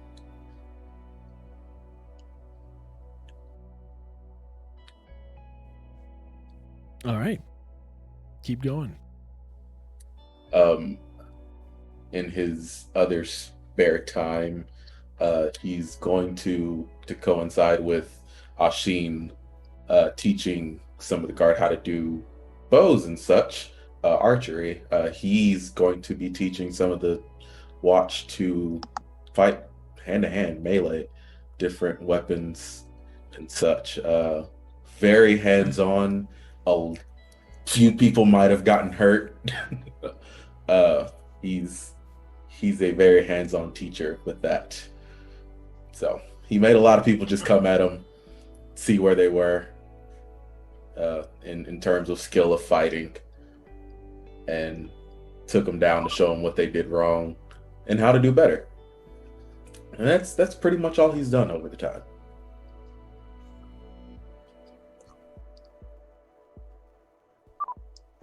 Pamir, what did your level and month look like? Sorry. So Mimir learned some new spells because he wasn't really some of the things that happened taught him that he needed to improve in some areas. So he did some research and looked for ways that he could help more, and like understanding when it was time for things to die. So he ended up learning the spell Toll the Dead, and because he didn't want to be in a situation where they weren't going to be fast enough, he also figured out how to cast haste. And to figure out how to stop people from using magic like that against him, he learned Dispel Magic.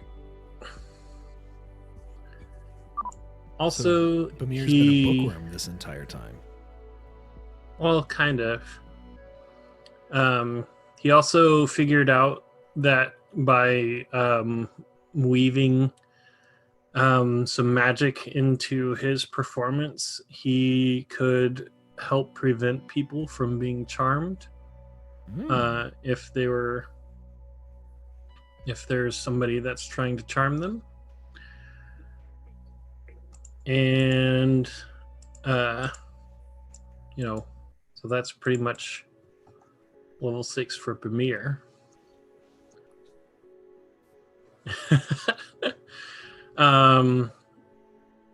As far as anything else he was doing, he had a lot of time to input. Like he wanted to make sure that the tavern was done right. So he spent a lot of time while the remodel was still going on, checking on, making little adjustments, that sort of thing. Working with Halia and Toblin and the foreman to make sure that everything that they, everybody was on the same page and wanted to make it as good as the Five Finger Tavern could be. And then once that was done, and probably still while it was going on, he would be talking with Sister Garela about what exactly he needed to do to kind of confirm his role with the Harpers and basically figure out what exactly would be his obligations and what resources would he have as part of that. So it's kind of orientation day at the Harpers for Pamir in this second couple weeks. So you're officially joining the Harpers? Yeah. Sister Garela made the offer when they before they left to go do the Manticore fight. So what does that look like? You just go to Sister Garela? Yes, Pamir. What can I do for you? I've thought about it, and I think that I would like to accept the offer we talked about. You want to join the Harpers? I think so. I'd like to see if I can help people like my father before me. Pamir, this is fantastic. I mean, we've already been kind of working together, but being able to have that be an official position would be incredible. I could use so much help here, especially as the city grows. I've already told you I have inklings that there are different works here, but we could do so much good, Pamir. So much good. I'm excited. I'll let you know more as I can work on preparing the rite. It's going to take a little time, but thank you for telling me. Okay. And that puts the wheels in motion. So we'll have to have an initiation later on in the future.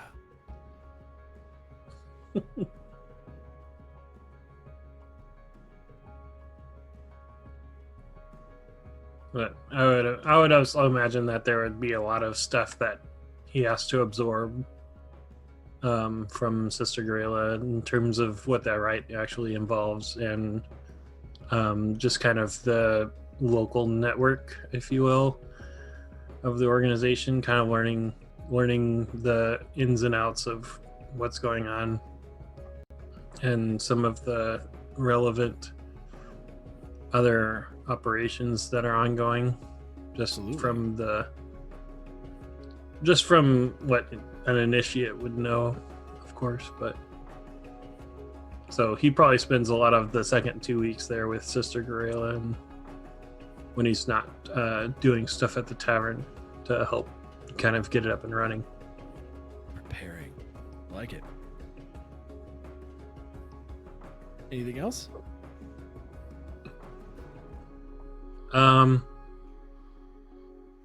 Nope. All right. Asteria.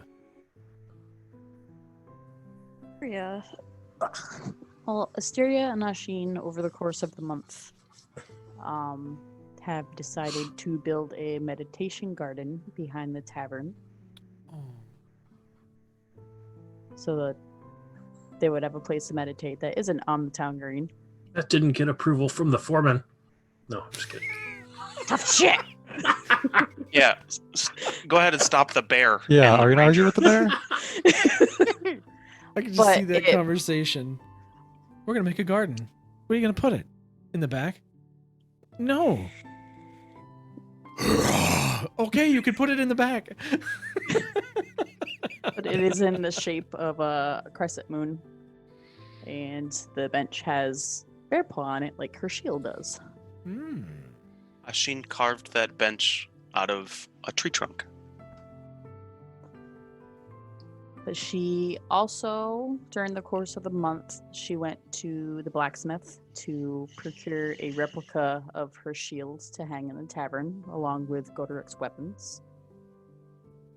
And meditated a lot to Sehanine about the things that have been on her mind, such as Chevrash and how Leif's deity got a Fey potion, Let's as well as let's examine that. Asteria, you did well in the encounter with the Manticore. I know that things can be difficult in terms of choices, but I think you did the right thing.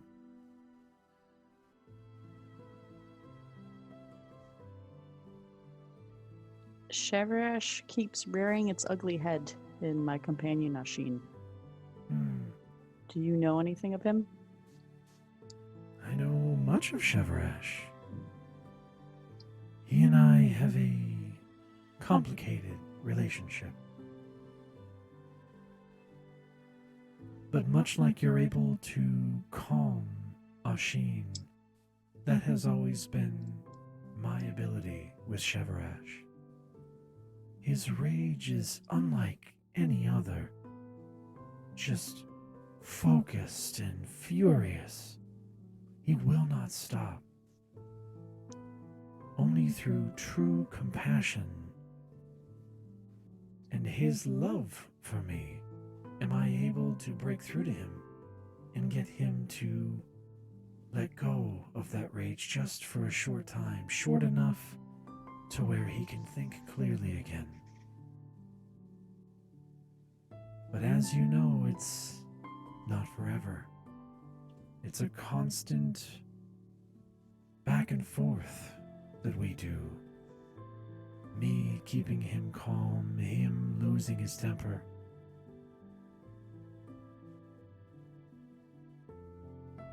Is there a way that we could reverse his effects of this mark that has seemed to be taking over him? The only way to change the fate of the mark is to change the heart of the man. Ashin is giving in more and more to his rage, and Chevrash will use that in ways that might scare you, Asteria. I Speaking don't want of, to alarm you, but Ashin could go so far that he could not come back. And that's what worries me.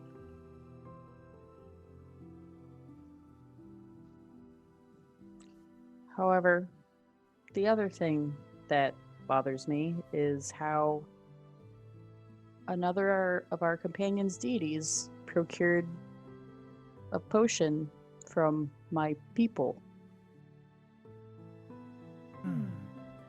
Interesting. You're talking about the cure for your friend Rydoth. Yes, Can you describe it to me? I don't recall seeing it myself, but that's why we were procuring the fangs and the spines from the Manticore in the first place. How do you know it was from the Fae then? Because when I touched Rydoth after we gave it to him, I felt Fey magic. Interesting. I'll have to look around. What is this deity you speak of? He has never given him a name, but whenever he comes around, time stops and it gets unbearably cold. Sounds like a creature of the fell. That's what he said. But you say he has Fae magic.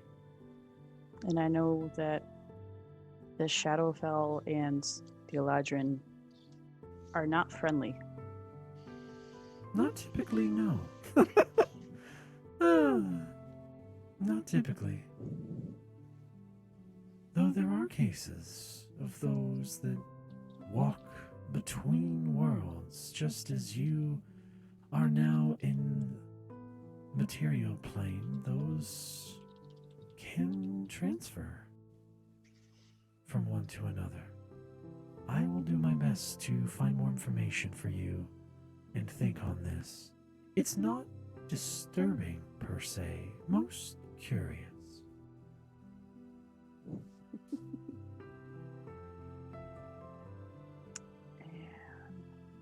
That is all she has for her duty. Be well, Asteria. Take care of Ashin. I will do my best, Sahanin. Be kind to his heart. He is a kind man. He needs you. May the moon bless you.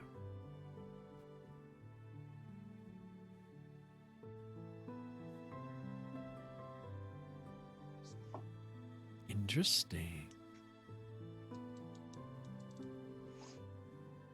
And also in her time, Asteria has discovered that she can shapeshift into more powerful beasts.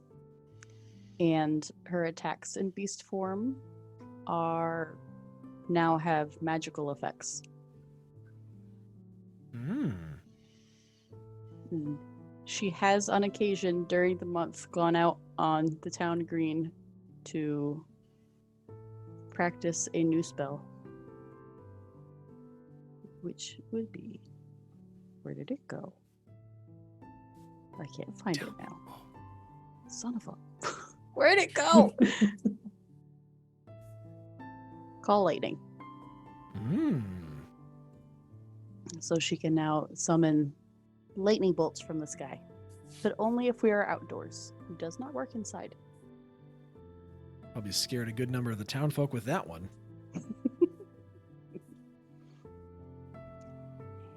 That is it for Asteria. What if I told you that I was okay with you being an owlbear? I mean, if I could turn into an owlbear, that would be fantastic. Much shenanigans. One We can night, play out some shenanigans. one night when you were done with your meditation, you traveled to the town green. And you decided, in order to be more one with the evening, when no one was around, you shaped into your bear form. And as you did, you felt this interesting connection to the bear that you hadn't felt before. and you felt your magic continue to work beyond what it normally had within a bear. And you felt the body of the bear change again. You felt fur pull in and feathers push out. You felt your face kind of collapse in on itself and replace itself with a long, sharp beak. Your eyes grew bigger and wider. And your body overall grew in size. You realized as you looked down at the feathers and at the claws that you had transformed into an owlbear.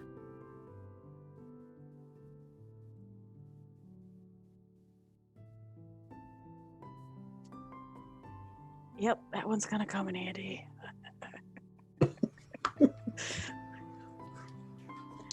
As you let the magic go, you faded back into your form, and no one saw you do this.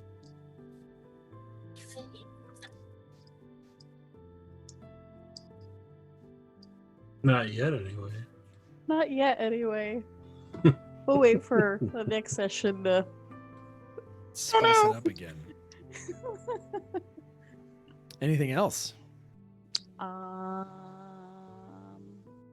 Oh, his weapon. Asteria's contribution to Godoric's weapon. She gives Asheen. It's a gem that came from her home. It's emerald green in shape, and it has a symbol also that was on her shield. It's a crescent moon and a bear paw. And she gave it to Asheen to put in the hilt, as well as druid crafting the scabbard with vines. That's And awesome. that is it for her. All right. Sheen, what have you been doing for a month? So Asheen's gonna continue to assist in training the City Watch, and he helped Asteria with the construction of the garden for them to meditate in. He had started to teach Godoric Elvish, and Asheen's a bit of a quick study when it comes to languages himself, and he had previously asked Leif about Draconic. And coupling Leif's teaching with Asheen's study of the dragons in the area, because he would have gone out on some of those scouting missions Sure. to see where the dragon was and kind of look for evidence of it and tracks and whatnot. Maybe so far as pushing up even to the mountains and being gone for maybe half of a week. Upon coming back and meditating, he has learned Draconic and has a new favored enemy in dragons, understanding that they are incredibly dangerous, and with the knowledge that some are good, but his personal experience with dragons has not been that good. And this dragon seems to be hiding in the mountains, and so he has gained another understanding of mountainous terrain. And so he is able to move through mountainous terrain without difficulty, along with the entire party when they travel together. Fantastic. That'll come in handy. He would continue to check up on the progress of the greatsword that he's having crafted for Godoric. And he would at one point once again ask Bamir if he wanted to contribute anything, and letting him know that everybody has offered contribution, because he had declined when previously asked. Bamir has reconsidered and would like to see if he can imbue the weapon that they're making for Godoruk with magic so that it becomes a magic weapon. So he's going to seek out the magical components that he needs to be able to do that, and try and work with the blacksmith to imbue a property into the weapon. Very nice. Ashin, thanks you for your contribution. Much of Ashin's nights spent meditating are him attempting to directly communicate with Shevaresh.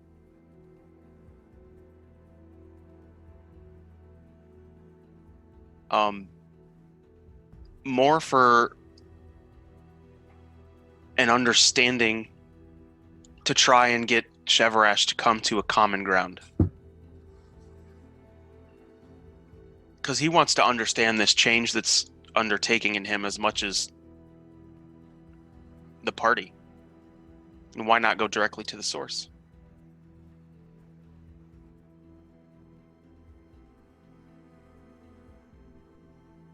After roughly 3 weeks of attempting to communicate with Shevaresh in your meditation, you were walking through the forest one day on your way back from a mountain scout.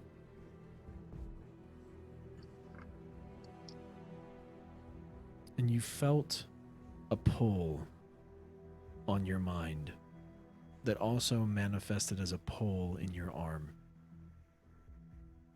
You stopped, found yourself a little clearing near a tree, knelt down, closed your eyes, and reached out to that force.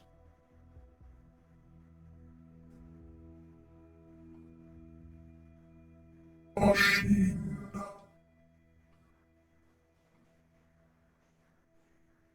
You've been reaching out to me. Repeatedly. For weeks.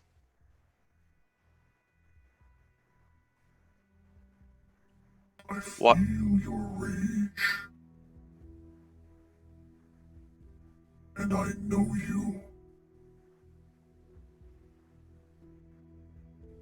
Why do you fight me?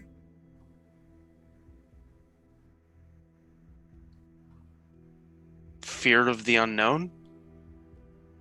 Why choose me? I didn't choose you, Ashin. You chose me. You should know that by now. Your rage chose me, Ashin. You know this feeling. You know it. I can feel it rising within you now. I feel your pain. I see the lives of the dead, of your family, of your friends, at the hands of disgusting, sub-filth goblins, at the hands of Drow.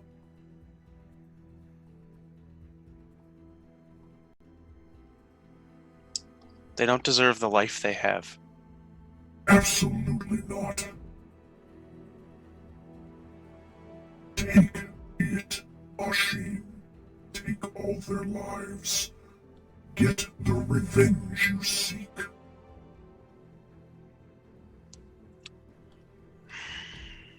I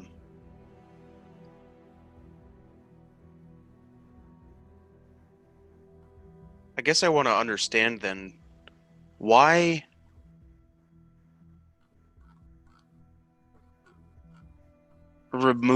why take the ability from me to make the decision for myself in a moment? I don't take anything from you, Ashin. I only push you further from what your heart truly desires. You know these. You know these emotions, you know these feelings. You see evil. You can perceive the evil. And when you do, you strike.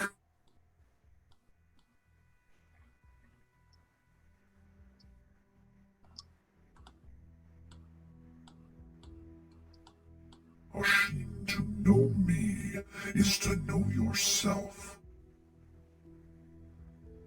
You know my story. It is not dissimilar of your own. We are the same, and if you let me, Ashin, I can give you my power. At what cost? Is there too much of a price to pay, Ashin? Is there?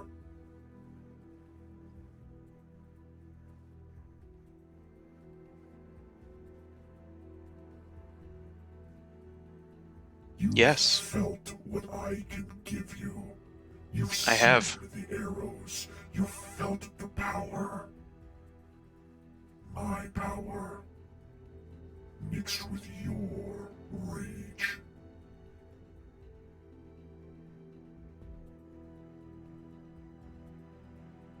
We are unstoppable, Ashin. As long as we remain focused on the goal. As he's talking to you, the mark is burning red hot to the point where you're feeling uncomfortable, Ashin, and you realize your arm is shaking. The lines of the mark are wrapping completely around your forearm,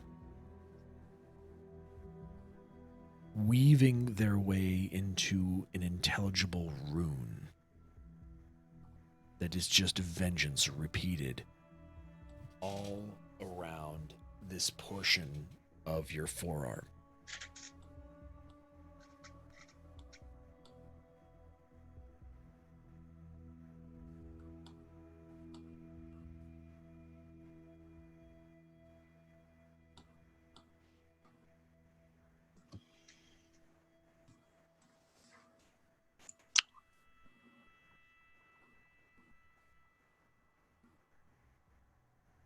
I understand you, Shevaresh.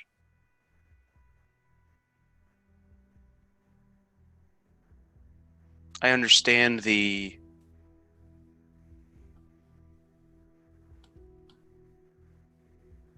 hunger for vengeance, because it's the only thing that I can think of to describe it.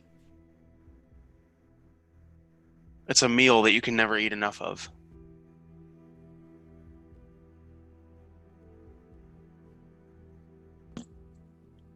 But at the end of the day, it leaves my stomach empty.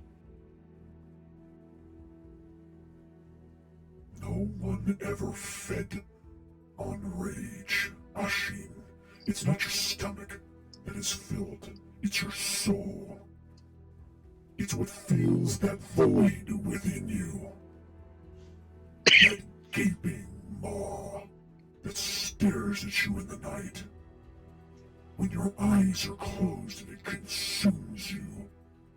My rage, your rage is the flame that ignites that fire, fills that void with something tangible, something whole.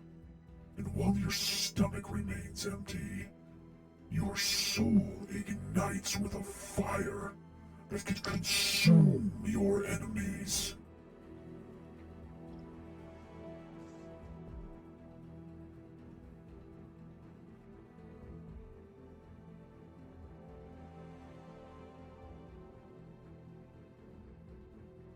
I think I understand you better now. You understand you, Ashin. And as to do so is to know me. The more you resist, the longer it will take for us to do the magnificent work of which we are designed to do.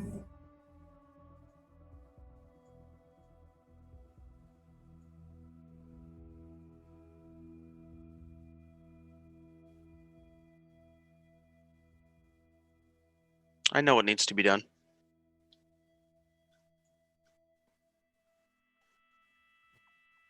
Now, Sheen, even before you say that, you feel the presence fade away from you. But it's not like it goes away. It's like this pressure pours into your core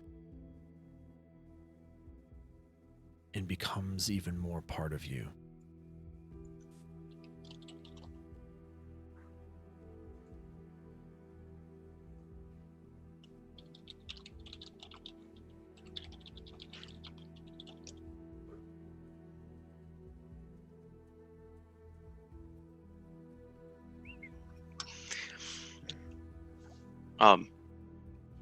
I'm gonna stand up and feeling kind of the heat from the mark still there and somewhat subsiding, and there's a fair bit of pain involved. Ashin's gonna retch and throw up.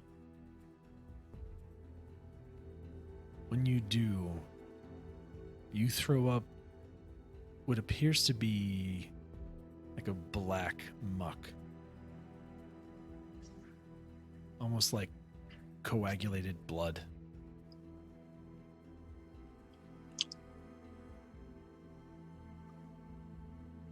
In seeing it, I'm gonna scoop it up, some of it up.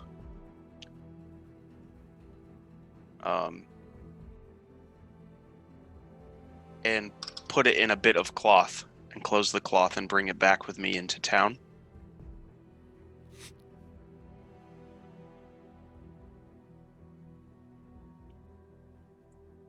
And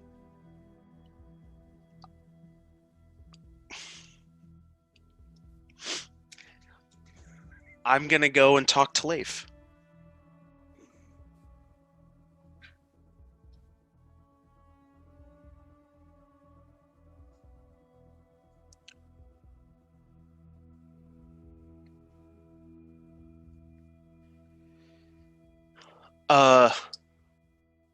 Leif,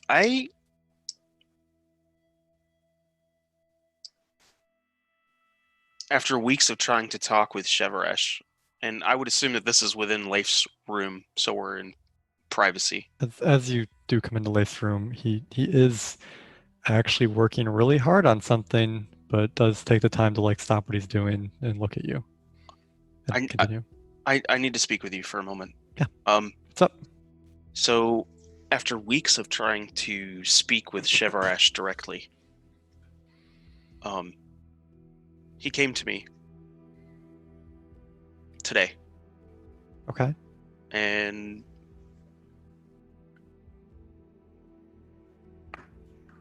he straight up told me not so much that he chose me, but I chose him. I guess. I don't know how I feel about that.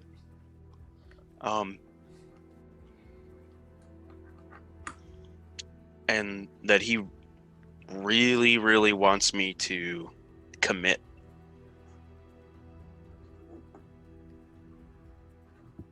And To the... Go ahead. And how do you feel about that? I definitely understand him better. And he basically said that to know myself is to know him.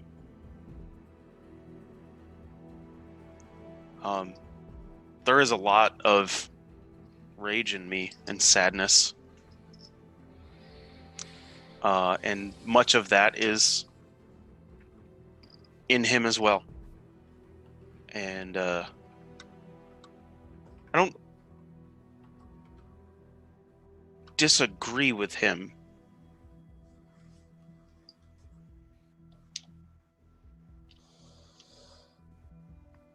but he's willing to go at lengths in his quest of vengeance that I don't think that I could in mine. There are some things in this world that I'm not willing to sacrifice.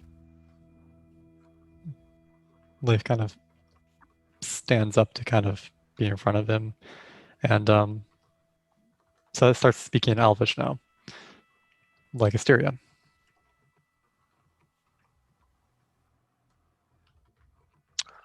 Ashin responds in Draconic and says, yes.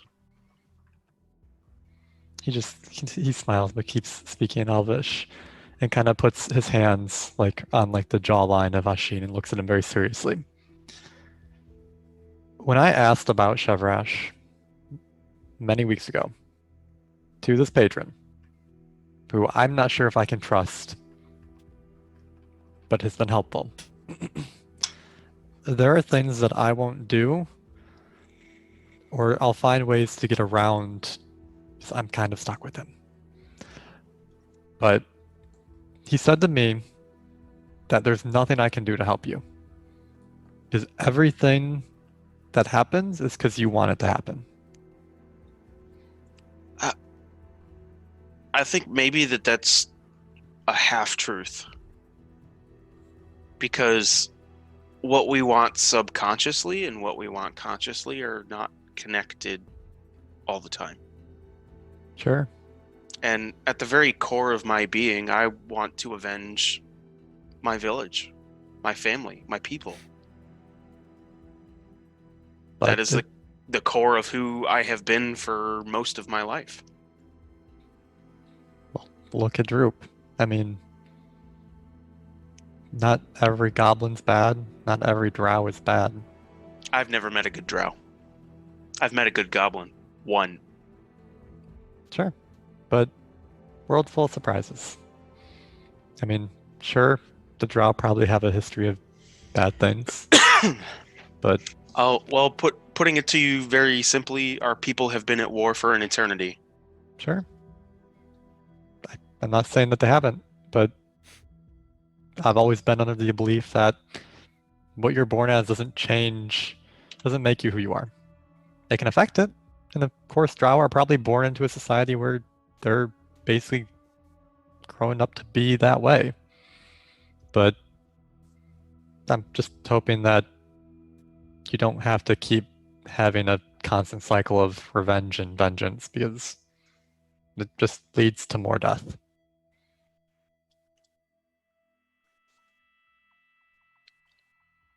Yeah. So Okay. anyways, after He drops his hands from Ashin's jawline. Ashin doesn't respond to that by like negatively or positively. He doesn't really respond to the and touch to welcome his Dungeon face. Nytes. Yep. The mark grew again, Mm-hmm. and he shows it to him. And Leif very easily can read the writing that's now on his arm. Leif kind of looks at it for a second. I assume it's in Elvish. And he just kind of reads what's on his arm. Vengeance, vengeance, vengeance, vengeance, vengeance, vengeance, vengeance.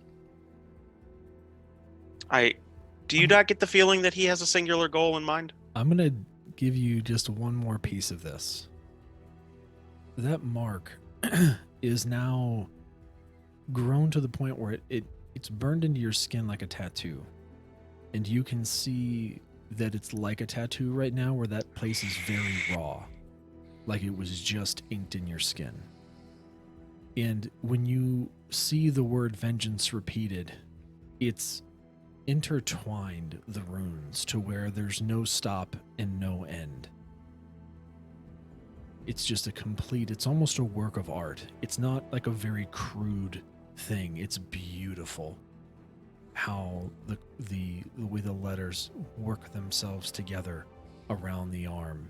And there's a beautiful band around it as well. It is not an ugly mark at all.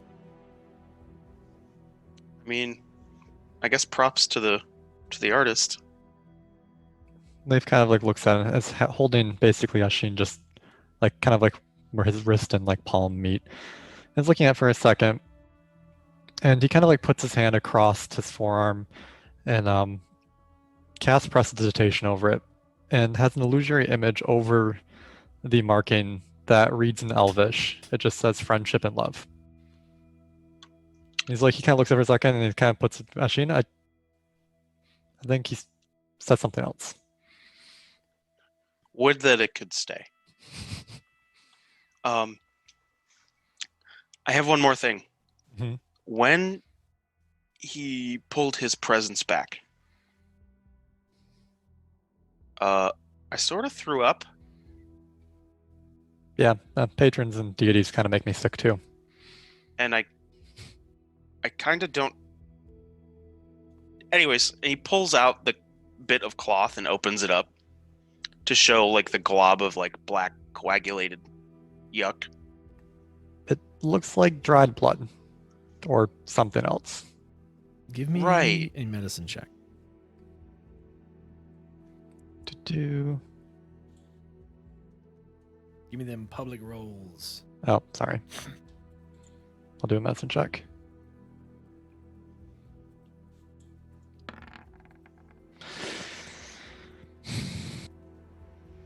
I'm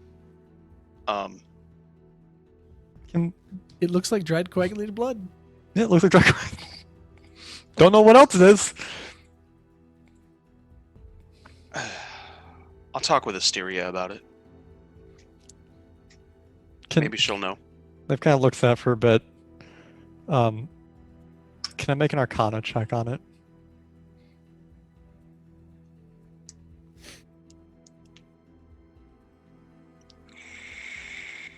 Sure.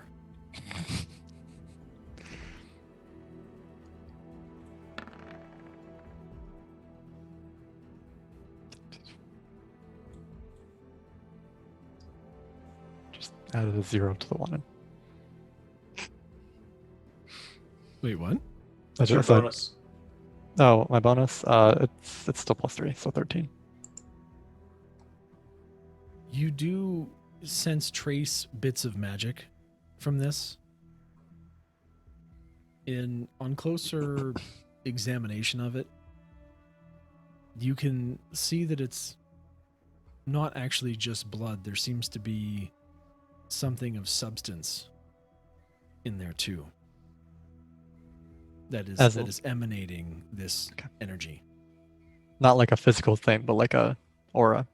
No, like an actual there's like a physical thing that's in this muck that is resonating this energy. Leif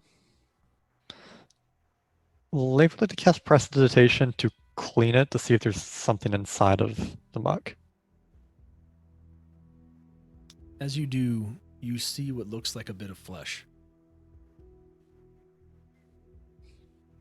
Look, like raises an eyebrow, and looks at Ashim. Hey, all I ate today was like some jerky and some berries because I was on the trail. I'm not saying it's someone else's. Give me one more medicine check now that you've done all that.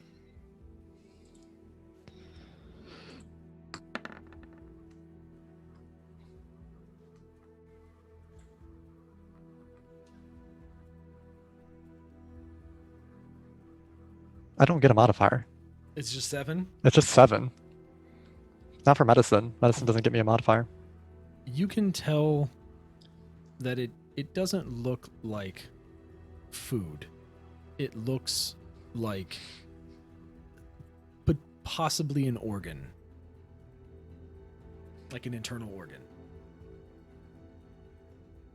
Am I coming apart? I mean, what did Chevresh say? Did he say anything about how it affects you? He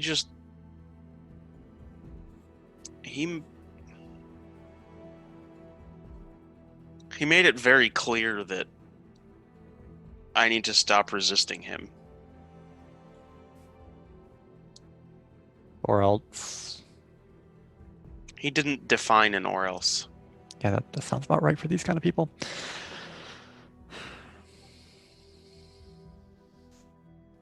Well, what are you going to do?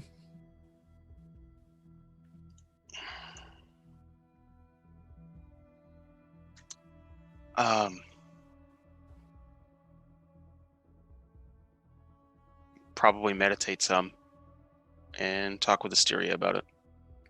I mean, Asira's probably a good bet. She does talk to Sahanin, so if anyone has a good answer for what Chevresh does, it's probably better for her. I'm really sorry, I really couldn't be more helpful. That's all right, Leif. Thank you. Mm-hmm. And Ashin will walk out and peek in Asteria's room and see if she's in there. And if he doesn't see her, he's going to go out to the garden. And Leif just goes right back to work. Syria will be out in the garden. Yep. I was say Syria's out in the garden. I'm going to sit down next to her on the bench, still holding the cloth with a bit of flesh in my hand. What are you carrying? Chevresh finally communed with me. And? He really wants me to stop resisting him. Well, I think we've seen what might happen if you don't, if you let him have his way. But if I continue to resist him, maybe that's what's causing the problem. The resistance is causing the problem. So you're just going to mindlessly kill anything you might feel some sort of shred of revenge against? That's not you. No, and I don't... No. I wonder...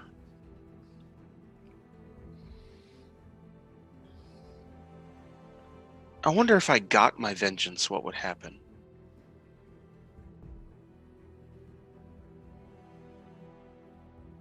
I'm afraid to see what would happen, because he never stops.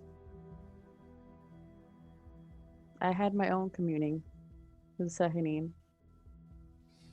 They're very much an interconnected set of deities, which is funny.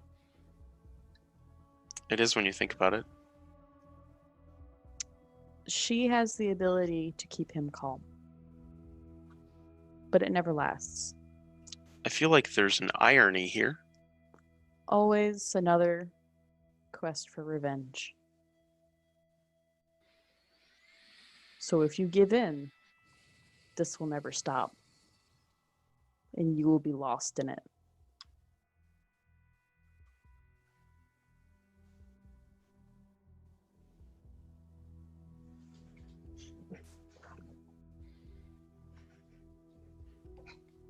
There's a lot that I would be willing to sacrifice. And Ashin's going to look at her very intently. But there are some things I'm not willing to let go of. The one thing she told me was that the change needs to come from within you, not anything anybody else does. You have to want to stop it.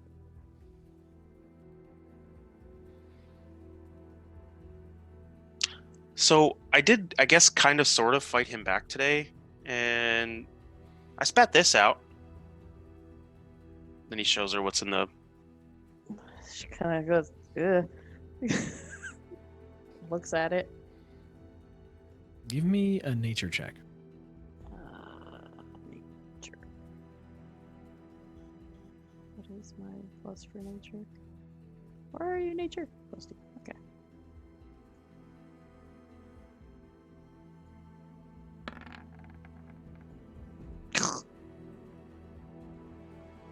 Gage infected the board. We're never gonna know what this little piece of flesh is. We're end up going to Godorok and being like, It Godorok, sucks do you 'cause recognize this piece of meat? Oh, it yes. hesitated on the 20, and it's like, Godoric's would- like, I'll tell you in Elvish, actually. Can I make a nature check on it? Sure. And I have a +4, so that's 19.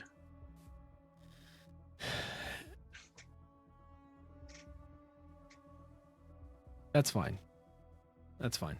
So, Ashin, as you're staring down at this, and Leif has tried to tell you what it is, and Asteria has tried to discern what it is, and when you have had enough time now away from the encounter with Chevresh to really evaluate and collect yourself, and really start to think about what this looks like, you realize that when Leif said this looks like kind of like part of an organ something, right? Like just not fleshy and not meat.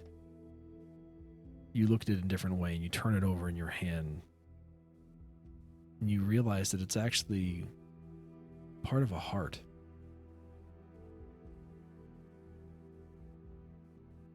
It almost looks like a piece of like a tube that comes off of a heart.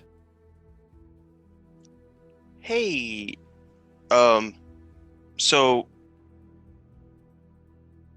Asteria, can you feel my heart beating right now? And he like leans forward closer to her.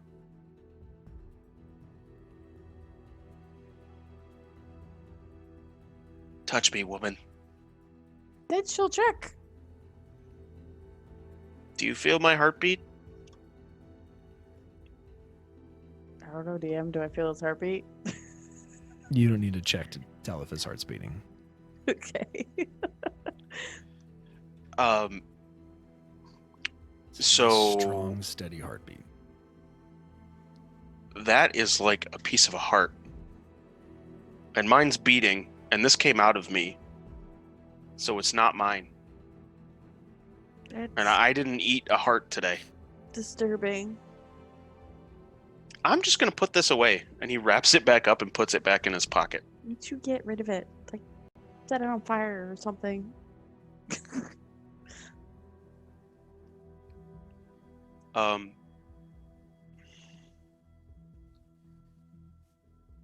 Asteria, we've been traveling together for a long time. We have. He makes pieces of shit into necklaces. Don't you know that?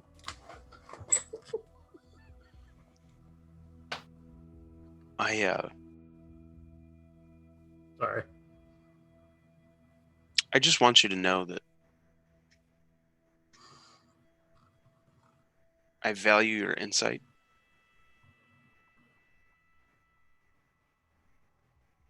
And I appreciate your companionship.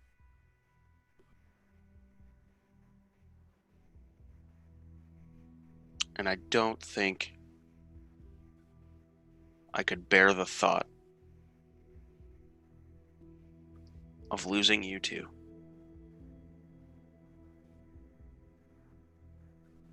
Have to do your best to fight this.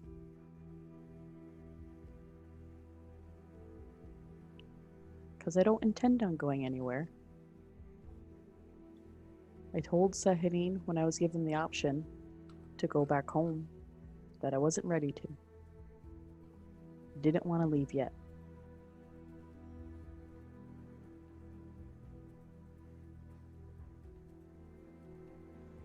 Don't you want to go home? There's not a lot waiting for me there. Sure, I miss some people. I worry about a lot of people. But I don't want to go back. I'd love to see your home. Maybe one day.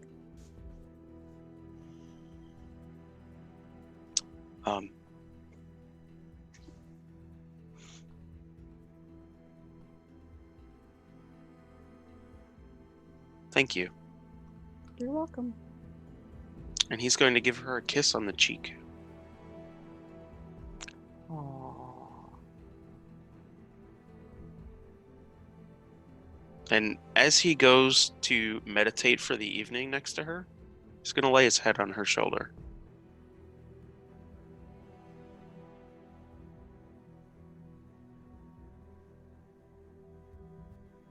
Smooth.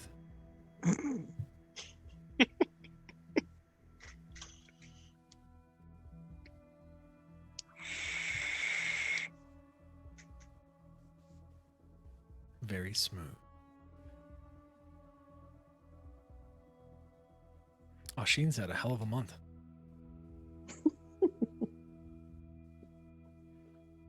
Anything else, Asheen?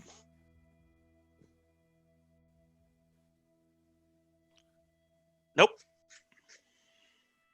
Okay. And that brings us to Leif. Hi. Leif, what have you been doing for a month? So, Leif has taken things that Bamir said very seriously and has taken a little bit of Hallia's book. By a little bit, a lot. He has probably worked himself nearly to death this entire month. Very focused, very uncharacteristically. If you're going to give him exhaustion after all this, wouldn't blame you. It's like he's definitely worked hard on this. I'll start with my class stuff because that's the shortest. Okay. Leif learned Counterspell. Oh, And snap. to kind of just solidify the ability to not let things hurt him or other people. He's also gotten a little bit more in touch now that he's not had warlocks messing with him. Warlocks things. He's gotten a little bit more in touch with Hey there, Bish. You don't know I'm a warlock. he's no longer part warlock. He's got a little bit more into in touch with that shadow magic side of him. And seeing Asteria shape change kind of led to him being able to create something. And he's now able to create a Hound of Ill Omen. Ooh. And what that does is he can basically summon a Hound of Ill Omen, which looks basically like it uses the direwolf stats, by the way, but it looks like a direwolf shrouded in darkness and not entirely physical. Interesting things about this is that it is medium. It's a monstrosity, not a beast. It appears with temporary hit points equal to half my sorcerer level. Is a bonus on top of its already direwolf stats. It can move through other creatures and objects as if they were difficult terrain, and the Hound takes 5 force damage if it ends its turn inside something. And at the start of the turn, it automatically knows where target location is, even if the target was hidden. It's no longer hidden from this Hound. So even if something's invisible, it knows where it's at. So yeah, he's created a little shadow puppy. Nice. Like a shadow wolf, but he's done also a few other things. The first thing was Talon. He really no longer feels any Hexblade connection with Talon, and it just feels uncomfortable to even wield the blade. So the first thing he does is he offers it to Bamir. If Bamir wants it, or if Bamir would like it mounted in the tavern for the people, because it is the sword of Aldous Tressendor.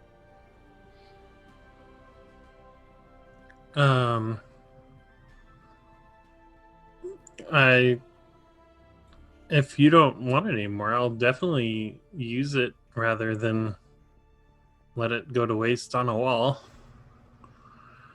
Just kind of smiles and, well done, my friend. He kind of like offers it, like with both palms up. Talon is now yours. Hopefully you don't have to stab it through the back of some guy's spine. Kind That's of that was the first thing I did with it. disturbing. So, but you Yep. know. And then I will remove. So with Talon, you just, if you want to make it a custom item, just do a custom +1 longsword and name it Talon. You know how to do that. Yeah. I will go and remove tab from inventory. It's been fun. The next thing is It's been fun. Nice to know you, Sword. Get the fudge out of my inventory. well, now he has the Gloom version. He does. The next thing was getting extra money for the party for some certain things that might be needed when facing a dragon. With the party's permission, he was looking to sell all of the spell scrolls that they've attained at this time. Whether anyone wants to keep one is up to them. To get If- what? You can sell them for money. No, They go. to Oh. get what?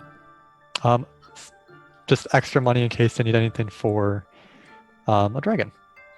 His specific things he's looking at are possible. He's been doing lots of research on ice dragons as well, and also using Halia as a contact for lots of things. Specifically, Yes, which has she been using you back? That's a quick question. We'll I assume that was a figure it out later. joke. Yes, Yeah. it was a joke. Keep going. But he was looking specifically for things that maybe help with cold, so like a Rain of Warmth or Boots of the Winterlands. So, looking into that. But yeah, he's going to look to sell the spell scrolls for the party as well. If anyone wants to Party, keep what say one. you? If you guys want a reminder, we have Scroll of Augury, Charm Person, Fireball, Lightning Bolt, Misty Step, Silence, and Revivify. Well, I we also can- have about 1,000 gold worth of stuff, or 1,000 gold worth of things in the party treasure right now. So we haven't sold any of those either. And yeah, and then any of the other items if no one wants them as well. I can't use any of those scrolls, so Some of that gold's gonna have. I would imagine it's probably gonna have to go towards the cost of Godoric's weapon to the blacksmith. It's all ours to use as we wish. Yeah. So I don't know. I don't know how much we could get for the scrolls, but So each scroll is going to go for about, assuming Leif is decent at persuasion, usually around 200 to 300 gold each.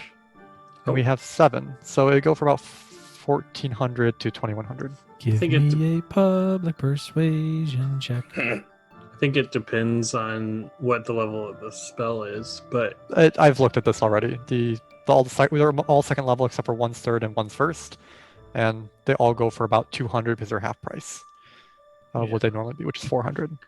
if you'd like, I can. Go ahead and give me a public persuasion check. If you'd you like, I and can Bamir. assist you. So with advantage. Or yeah. So that is a 19. 19. You were able to work with Halia due to your contacts and to the level of your persuasion. She ended up giving you on average 300 gold per scroll. So that would be 2,100 gold for the scrolls. Which is Bitch, bitch.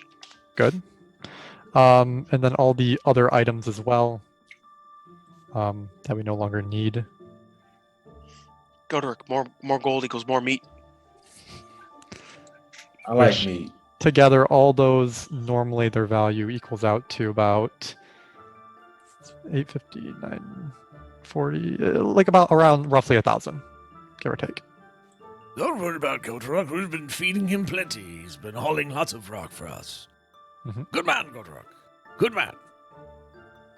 And yep, and about 1,000 for all the other things. We can do another one for that. Sure. Same thing with advantage. So that is going to be a 21. 21. Yep. Then you get the full 1,000. So we have gotten rid of all of those extra things. So another 1,000, so that's 3,100. And a few more things Leif has done. He has also contributed to Godoric's sword. And he's actually, what he did was an inscription on the blade near the hilt and going, the cross guard and going up. On one side is in Draconic and it says, "Sorry for your meat." It really doesn't. Actually, No, it's it Draconic. It doesn't, no. Although that would be dope. That would be great. But in Draconic, it's basically been etched in Draconic on one side, Elvish on the other. It seems like it's almost been like seared in black, like kind of like shadow, and with a very hint of like the very silver at the very like where it divots in, like just a silver line right in the middle, to kind of make it pop more. And what it reads is Godoruk, the unyielding iron bear.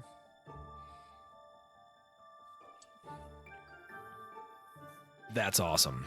Right. Leif has used a little bit of his shadow magic to do some etching, and that should never wear off and should be damaged. That's freaking awesome. So that being said, is that pretty much everything Leif has done? Ta'ashin Draconic. And lastly, in his spare time, which he's basically been sleeping very little every night, was looking to work on proficiency in a herbalism kit. Make that tea. Make that tea. Awesome. It's been an eventful month for everyone. It's been an eventful month for the city. At the end of this month, daily other things have been happening as well. Your faithful companion Droop has been learning how to upkeep the bar and the tavern itself. It has been going. He is now a fairly proficient bartender and does his absolute best to make sure that the tavern is clean and spit-shined at all times. In fact, he's even been known to get a little cross with patrons that are making a mess of his tavern, because he thinks of it as his tavern, and has been dealing out blows with his quarterstaff accordingly. Do not make a mess in my tavern! I told you! This is not your house. You cannot just throw your things wherever you like. Out with you! Whack! The real That's question Droop. is, how many times has Godoruk been hit by Droop's quarterstaff? A lot. I'm a messy eater. No. Wait. Can't hit Godoruk. Okay. Even though I wish he would clean up after himself. Eats like one of the pigs out back. Jeez, even I can do better than that, and I'm a goblin. Speaking of, another round of pork butt, please. Damn it. Okay, coming. So Droop has really been learning a lot from Toblin over this time, though. So he essentially knows how to run the kind of the bar, the kitchen, and keep things up. So as that kind of relationship continues, he will be able to continue to do more and more. Toblin still runs the day-to-day operations, but Droop is really becoming his right-hand goblin, so to speak. And if Toblin's not there, Droop's got it. So it's pretty awesome to see him so quickly assimilate into that role. You've also picked up a few other employees here or there that are kind of, working their way as more and more people are coming to the town. If I were to describe Phandalin for you now, again, there's a large perimeter wall, and I'll be getting you a map shortly, which we collaborated with the Nat Awesome channel, which was fantastic. You can go check out that VOD. We have now a custom map of what Phandalin looks like now that it's been updated.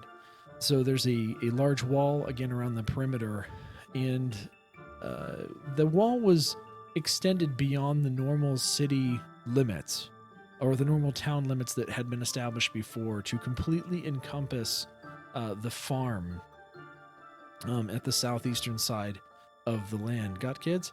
And next to that farm, across from where Harbin's house is, has actually been cleared away a large area where basically a tent city has been has been constructed. There's like a central area for meals. There's another area for kind of bathing and other things that need to happen. But all of the people that have been migrating until homes are built and the city can continue to expand are living now in this nice organized area as opposed to just kind of wherever they may fall. So the city is building up its infrastructure. It's getting itself organized. The city watch has grown under Moira's influence as well. They are trained. The archers now can absolutely hit anything at 100 yards. There's a few of them more that are getting more proficient out to that kind of 300-yard mark, but they're still working on it.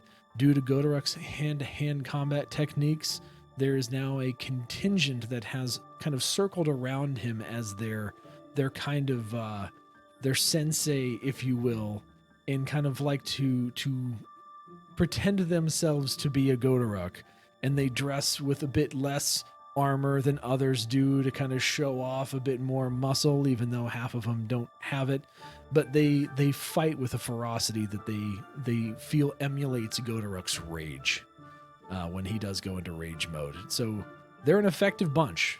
They actually are. They're a fairly effective bunch. When there have been beast encounters that have been coming throughout this time, they absolutely will be the first ones to volunteer and go out and try and hunt whatever that is. So it's been a cool thing to see. But it's been a month. And there's still one loose end that we have to tie up. And that's Rydoth. One morning, you wake up to hear noise coming from the room that Rydoth is in. Over the course of this month, you have seen that kind of pinkish red glow persist. And slowly over time, Ashin, as you've been keeping track with various marks, you've been able to see the ice recede from Rydoth's neck, from his chest, and it's actually at the same time been working its way back from his hand until it's really kind of a piece of small ice that has kind of stayed on his bicep, which you could assume would be probably the first place that he got hit with this ice. Kind of the site zero, if you will. Over time, that has even faded to where it is just a very small piece of ice. And on this morning, that piece of ice has dissolved. And you hear Rydoth's voice. Oh, there was a dragon! And we'll pick it up there next week. Let's go! Hey, it wasn't a cliffhanger. Such a session! I'm getting chills.